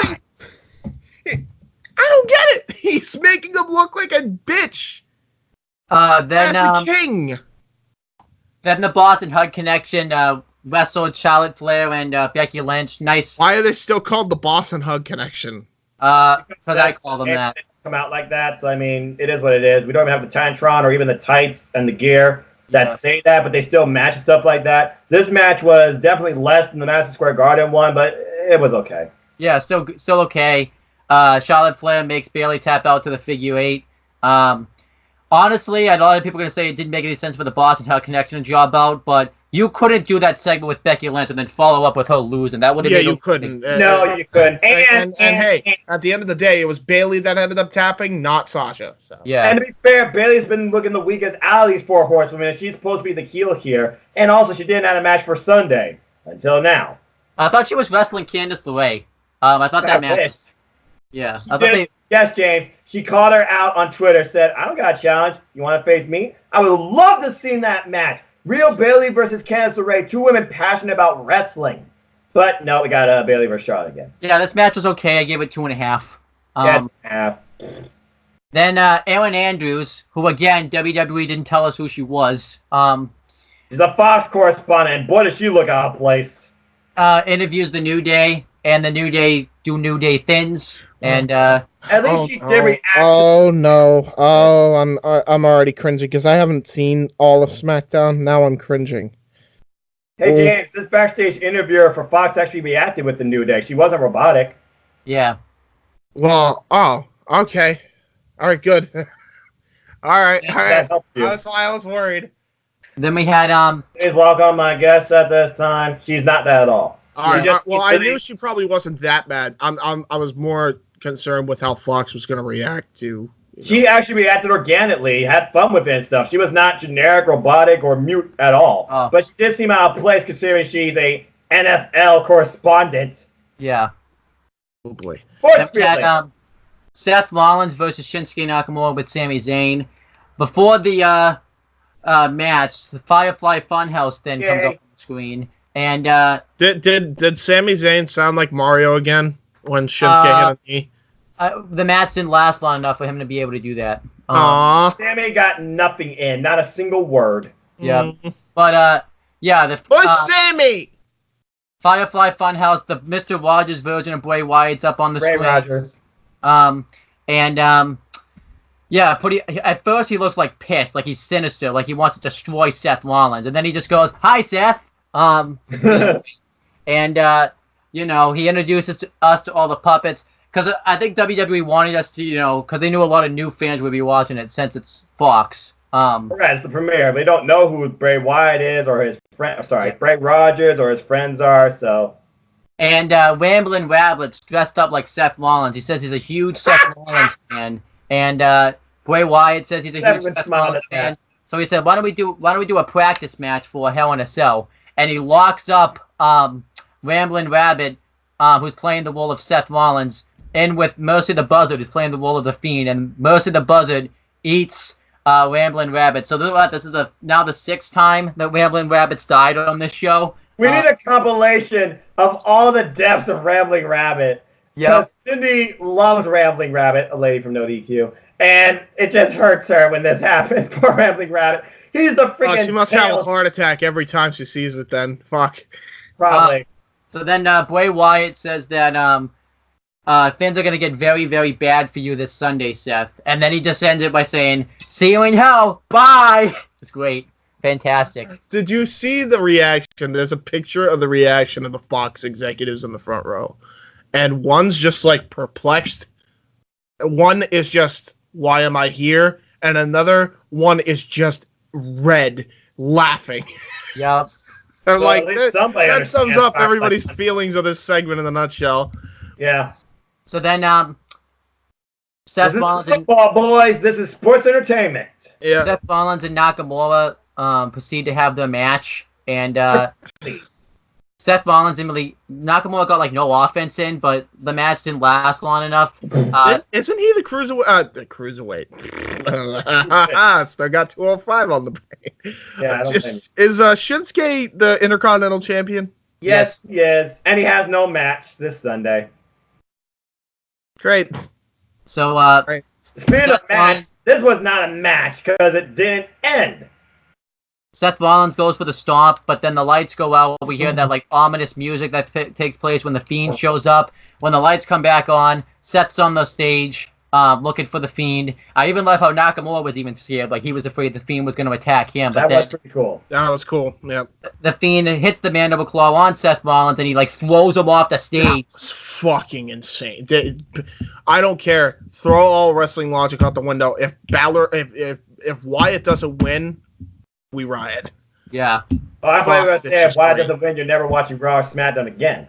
I'm I not already wasn't, but I'm not watching Raw. If Wyatt doesn't, so I'm making a deal. If Wyatt doesn't win, I'm not watching Raw or SmackDown or anything main roster related till the Royal Rumble next year. Damn, Owen! What about... Jeez. But if Wyatt does win, this is a big gamble. I will watch Crown Jewel 2 in its entirety if Wyatt wins. oh That's no! how much I want. Oh God! That's how much I let's want do that. that. What have you done? You realize what you just said? Yeah, I already said it originally, so I have to go through with it anyway. Why? Why do you want to watch it? I don't want to watch it. It's fuck I don't Saudi wanna- Arabia. I don't want to watch it, but I want Wyatt to win the title. Is that how confident you are that he might not win? How desperate, actually, it seems. That's how desperate I am for him to win. Dude, that is sick in the worst way possible. Yeah. But anyway, I love this Fiend angle and Seth, another degree of fear. And basically, yeah, he throws him off the stage. That was crazy. I Yeah. love how you just condemn Owen. That's the sickest thing possible. Anyway, Well, I know, mean, yeah, I gotta right? go back to something good because there was some good on this show, believe it or not. And And we had a career versus career ladder match. Kevin Owens versus Shane McMahon. Shane McMahon's best match since WrestleMania 35, probably. what a fast forward spot fest with the Yeah. appropriate outcome. I agree. This match was actually decent. Shane McMahon hits his elbow drop off the top turnbuckle through the table. Kevin Owens hits a frog splash off the top turnbuckle through a ladder that was I leaned up. didn't see that spot coming. That was crazy. That was like this match was nuts. And then Shane McMahon beats the crap out of Kevin Owens with a chair, and then he hits the coast to coast, sending Kevin Owens face first into a ladder. And then Kevin Owens hits the powerbomb off the ladder, and Shane McMahon lands on another ladder. And Kevin Owens climbs up, grabs the briefcase, fires Shane McMahon, hits the stunner. Great stuff. Now, we could talk about it. Logically doesn't make sense that, like, Shane McMahon's being fighted in this way, but I don't care. He's off television. I don't care. Thank Christ. Yeah. Let's enjoy it while we can, because, guys, you got to remember something. He's a McMahon. Yep. They are never, ever gone. Yeah. Period. Oh, by the way, commentary for the show was Michael Cole and Corey Graves. They actually did a two-person booth. Oh, Yay! I forgot to talk about that because we were laughing too much. I like the two-person booth. It makes SmackDown different than all the other programs. Thank Christ, they're That doing is that. true. And I'm glad that they have... Special correspondent, but apparently not a commentator. Then we have the best. It shows the best SmackDown moments, like John Cena debuting, Edge cashing in Money in the Bank on the Undertaker, DX's tour bus getting destroyed by Stone Cold Steve Austin. I love that moment. What else? I don't know. Bunch of random. Yeah, Daniel Bryan turning heel, all the types of stuff. Yeah, then and now. Paul Heyman interview. I don't remember this one either. I knew he was going to do that. That's why I was ready for that. I was like, oh, next to the interview. Remember what Paul Heyman said. All right, hold on. Do you remember, Noah? Actually, this was the one where he was talking about Hope because they were trying to interview him earlier, and he immediately got cut off. Yeah. So basically, he's talking about there is no hope when you're in the ring with Brock Lesnar. Hope is where Brock Lesnar kills Kofi Kingston. And yeah, moving on. Braun Strowman, The Miz, and Heavy Machinery versus AJ Styles, Dolph Ziggler, Robert Roode, and Randy Orton. Why the OC wasn't in this match, I don't know. Wild card! The draft hasn't happened yet. The wild card still exists, but the only thing that mattered here, apparently the Fox, was sports guys. They're apparently making Braun Strowman into what I feared, the Big Show. I guess they're going to do a one-on-one match between him and Tyson Fury because that boxer was at ringside. He got inadvertently bumped on his hand. He jumped the rail, got escorted by security. Braun's like, hey, come on, man. And apparently Monday night, he's getting an open mic. And Braun Strowman wins with the running power slam on Dolph Ziggler. At least Dolph Ziggler took the fall. That was the best part of this match. I mean, that made sense. Fuck Dolph Ziggler. Yeah. Why do you hate Dolph Ziggler so much? Because he's like, I want to be utilized better, then kept signing with WWE. He brought it on himself. Yeah, point taken. The Braun Strowman, Tyson, whatever his name is, could be interesting. Tyson Fury. Tyson Fury. I love the name. I always love the name Tyson Fury. Like, that sounds badass. Is it bad that I almost said Tyson Tomko? That's pretty bad, Owen. Jeez. Tyson Tomko. As long as Braun Strowman wins, I'll be okay with it. But that's not happening, so I'm not a fan. Well, it depends. Is Tyson Fury going to be here for the long haul, or if it's a one-off? I bet it's going to be a one-off because he's a boxer. It's going to be but then you've got guys like a guy we'll get to in the main event, and also, Jack Swagger and Brock Lesnar and Matt Riddle. But James, Braun Strowman versus an MMA type boxer. You really think that's going to be a long-term thing? I highly doubt that. They're going to do. I can't tell anymore half the time. They're going to do a WrestleMania 24 setup, guaranteed. Next year WrestleMania will be these two face each other one-on-one, or worst case scenario, and I can see that's happening, Blood Money. Yeah. Oh God, it probably will be at Blood Money. Oh no. I really don't want to what? Roman Reigns versus Eric Rowan in a lumberjack match with Daniel Bryan. I don't know if it's the new one, the old one. I don't know this guy anymore on commentary. Fickle! He's fickle! I hate lumberjack matches. This lumberjack match wasn't good. This Rowan push isn't working because it's pretty damn bad because he's not talented enough to do it. Just do it. Well, actually, no. Rowan actually has had good showing. It's just the fact that it's outshined by the horrible booking. Yep. Wild card, by the way. Look at all the lumberjacks around ringside. Some of these stars you think should be in major matches and storylines. My gosh. Ricochet, Ali, Cesaro. I can name everyone on here. Andrade! Yep. Yeah, I can't believe how bad they've dropped the ball with Andrade. Fuck. Can you really not believe that, James? Can you really not believe that? No, I mean... You're just tired of WWE. Just say it. I am. I'm tired of the main roster. Roman Reigns wins with a spear. There you go. Who cares? Okay. So that means the fucking Bludgeon Brothers are buried again. Well, not yet. Well, they lost here! Why do we continue this? James, 4 matches. Just think about it. 4 matches. There's potential that something could surprise you. There might even be a new set. Yep. Great. I don't care. Then we had the main event, not the show. We're not reviewing that today. Owen, how can you call this the main event when it was 8 seconds? No, 5. It's 5 seconds. That's even worse! There was the stupid. WWE Championship match. WWE Champion Kofi Kingston versus Brock Lesnar with Paul Heyman ringside. Lesnar wins with an F5. That's all that happens. Yes, I'm sorry. I know. Missing from this was the UFC. All we were missing from this was the UFC commentator for freaking Ronda Rousey and the one fight she knocked out the woman, and him saying, "It is all over." Yeah. Sheldon Goldberg. Yep. Because that literally is what this was. You talk about burying Kofi Kingston. Yep. Now we got a trend on Twitter called Thank You Kofi because people are so damn pissed with how they treated this. It is unbelievable. Even Daniel Bryan retweeted Thank You Kofi and even talked about thank you for giving me one of my biggest moments ever. I'm still mad you beat me. #. Yep. I'm like, why? Look, I get it. I was tired of paying KW champion, but give him a fighting chance. I was expecting at least 2 minutes. You could have done this so much better. At the very least, man. Desired outcome, horrible execution. Wow. Yeah, this execution sucked. Yeah, pretty sucked, pretty damn bad. Dude, and you want to know the sad part is, Kofi has one of the fastest fucking kicks. If he hit him there, it would have been fucking great if he got a fucking near fall at the very end. Yeah, I was expecting that.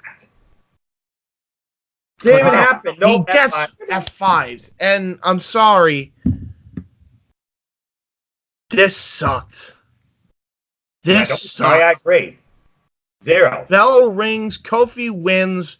Ding. Or Kofi, I'm sorry, Kofi doesn't win. Bell runs F5, Brock wins. Ding, ding, ding. This sucked. I don't like this. Aaron Riff saw this live, and he put up the entire match on his Instagram in a single post. Yep. Then, wasn't hard. Rey Mysterio's music goes off, and he comes out. I was expecting this to happen, but during the match, but I did not expect to see who was coming out with him. Cain Velasquez comes out, and holy shit! The guy that beat Brock Lesnar in UFC. Yep. He takes down Brock Lesnar. Brock Lesnar walks off, and they have like a face-off, like a few minutes and stuff. You know, he beat the piss out of Brock. Let's not even he had the best. He might have the best work punches in wrestling right now. Brock looked genuinely afraid. Yep. He lost to him for real. Up. Yeah. It's splitting up. That's the friggin' first, man. Hold on. Did it? Is it still recording? I have no idea. Yeah. Okay. I'm so not used to that. Continue. What was I saying? Oh, yeah. I mean, this is a ghost from Brock's past, but Brock knows this guy beat him. Brock looked genuinely afraid. And for all the crap we give Brock, he is great at showing character to an extent. He is. I can't even deny it. He's really good at that. He literally looked like, this guy. Oh, shit. Yep. And they're going to set that match up, which makes sense because it can be huge ratings for SmackDown if Cain Velasquez is on. So there you go. Now, I got 2 things to say before we conclude. 1, setup, Owen James, the match is official. Cain Velasquez versus Brock Lesnar for the WWE Championship at Blood Money. Damn. But, Cain Velasquez is not officially signed to WWE, and he has been in talks with AEW. I could see WWE. I could see WWE jobbing him out then if he signs with if that's a possibility. I think we both know where this is going. He's taking the fucking payday. Yep. And that was Friday Night SmackDown. Let's go ahead and grade it. Well, I give it an A-, and I give it a 90 out of 100. I'll give it a B plus 89 out of 100. There were 2 matches that were filler. You hyped up the Horsewomen. You made another match for Hell in a Cell. You hyped up the Fiend's Hell in a Cell match. You gave me one the hell of an opener. And I don't expect you to have the same numbers last week as you did this week. The rest of the show was meh. You really blew it with the execution on Kofi. I was expecting a little more. That's sad to me. Glad Brock's the champ, though. No more pancakes with WWE title. Yay. All you had to do was do a shorter version of Walter versus Tyler Bate. Yep, exactly. Well, you know damn well they weren't going to do that. By the way, this show ended 3 minutes earlier than 10 p.m., just saying. So obviously they had nothing else planned. And Cain Velasquez, that's an interesting spot because that is a spot for Brock and Goldberg. They were pissed off at ringside what happened. This show was meh, but I do like the set and I like the presentation. Dude, Mark Henry looked genuinely fucking infuriated. He might actually go to AEW just to spite them now. I could say some of that sounds stereotypical coming from a very stereotypical network, but I'm not going to because I don't want to go down that road. I let other YouTubers do that for me. Not even Aaron will do that. I'm just going to say this. B minus 80. Okay. Now let's do our quick predictions for Hell in a Cell. 4 matches. That's it. Wow. Yep.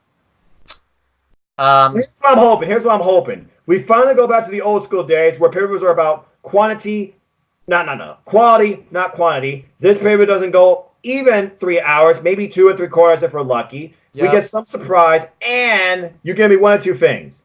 The Cell not looking as a cheap-ass, hard-to-look-through red that looks like a 5-year-old painted it, and or brand new original pay-per-view set.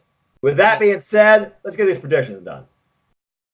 Bayley versus Charlotte Flair for the SmackDown Women's title. I'm going with Charlotte Flair. Charlotte.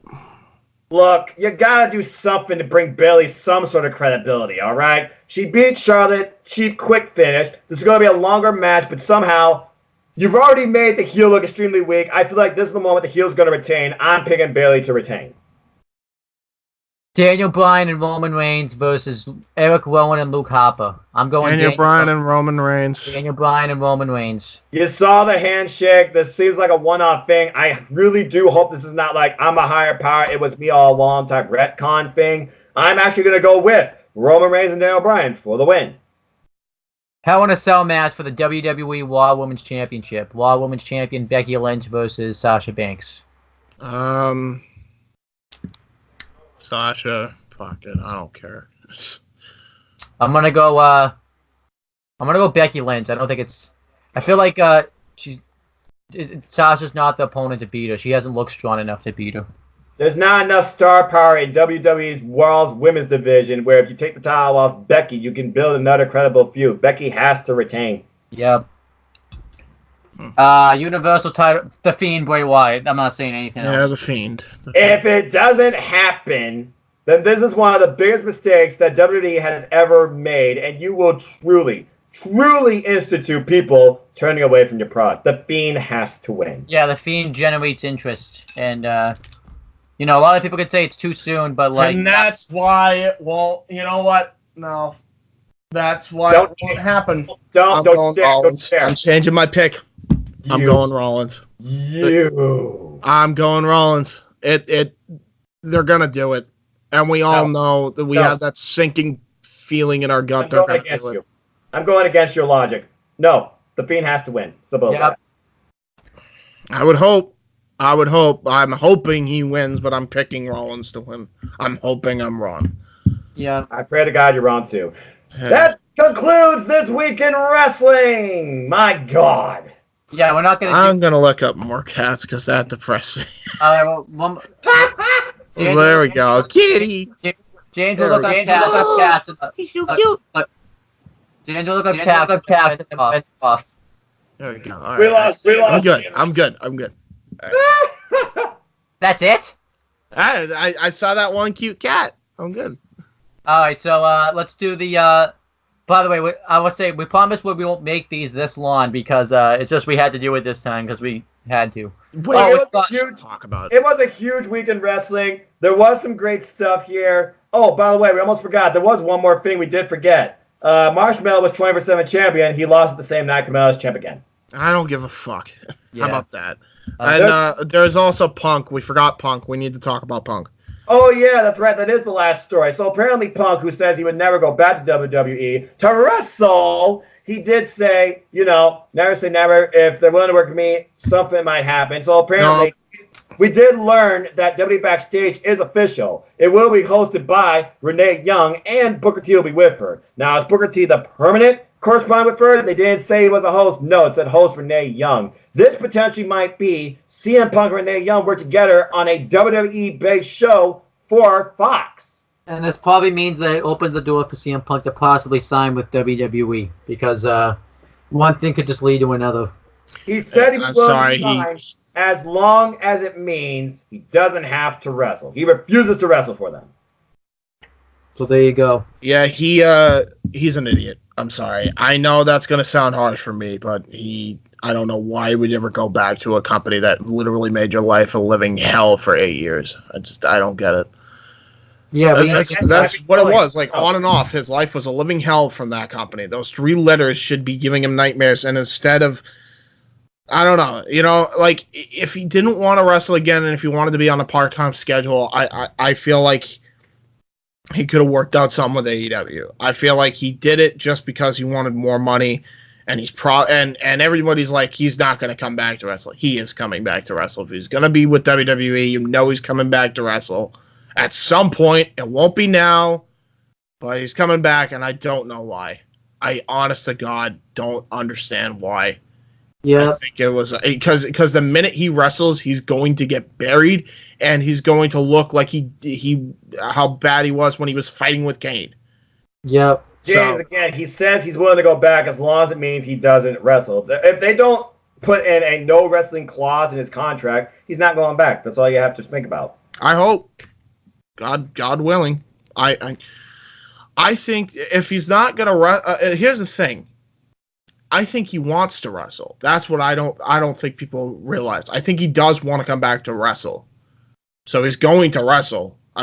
Now he's going to be for WWE. Why didn't you just go to AEW? Why didn't you do a talk show for AEW? He still might. And by the way, we also learned AEW, they are going to show their dark matches. They do matter in wins and losses on a new series AEW starting called AEW Dark, ironically, starting this Tuesday. Yep. What time, Noah? Which means we're going to see for the first match that my friend told me he saw live, Darby Allin versus Shima. Yeah, Shima, excuse me. I'm fine with it. Now let's do the... It makes dark matches actually matter. Yeah. James, AEW stole your idea. You gotta sue them. I'm fine with it. Take all our ideas. I don't care. Go ahead. Dude, we told Sean, like, when we met him, like, dude, any ideas you get from this, use it. Yeah. I don't give a fuck. Like, I want them to use our ideas. AEW Dark, folks. It's real. Good. AEW Dark begins this Tuesday, featuring the matches you didn't see on AEW Dynamite, hosted by Tony Schiavone. Let's finish. We're done. Okay. All right. Let's do plugs. I know. Ooh, we got another match made for next week's AEW, but I guess we'll talk about that later. Yeah, we're done. Wait, what's the match? I want to know. I'm sorry. It's a tag team match. Hangman Adam Page and Dustin Rhodes versus Chris Jericho and Sammy Guevara. Ooh, that's nice. Okay. Yeah. Okay, that's all I have for now. All right, so Noah, plug your stuff. Okay, a pleasure as always, gentlemen. Hopefully this Sunday doesn't suck.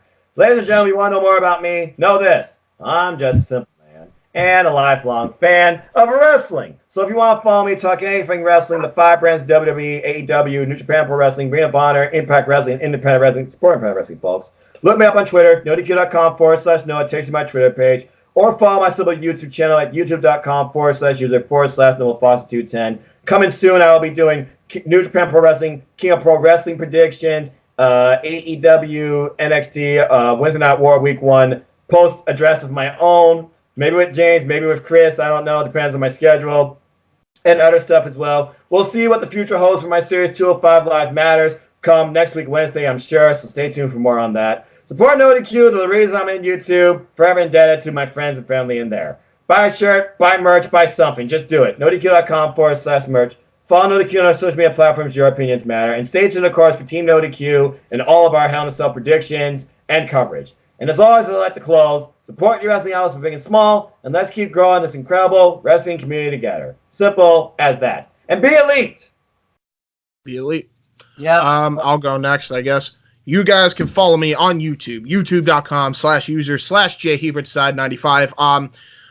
Our Indie Force show was postponed, and probably that show is just going to be scrapped just because it's way too late now to even post it. Also, it was about the Southside Wrestling debacle, but now more information's kind of come out about it. So I can't really post it since how dated it is and the information coming out. However, we are going to be releasing an Indie Force on Monday. We're going to be recording Sunday, and that will be about Ring of Honor's poor pay-per-view number for Death Before Dishonor. We're also going to be talking about the NXT AEW war going on. We're going to be talking about the Impact documentary before they head over to Access this coming Tuesday.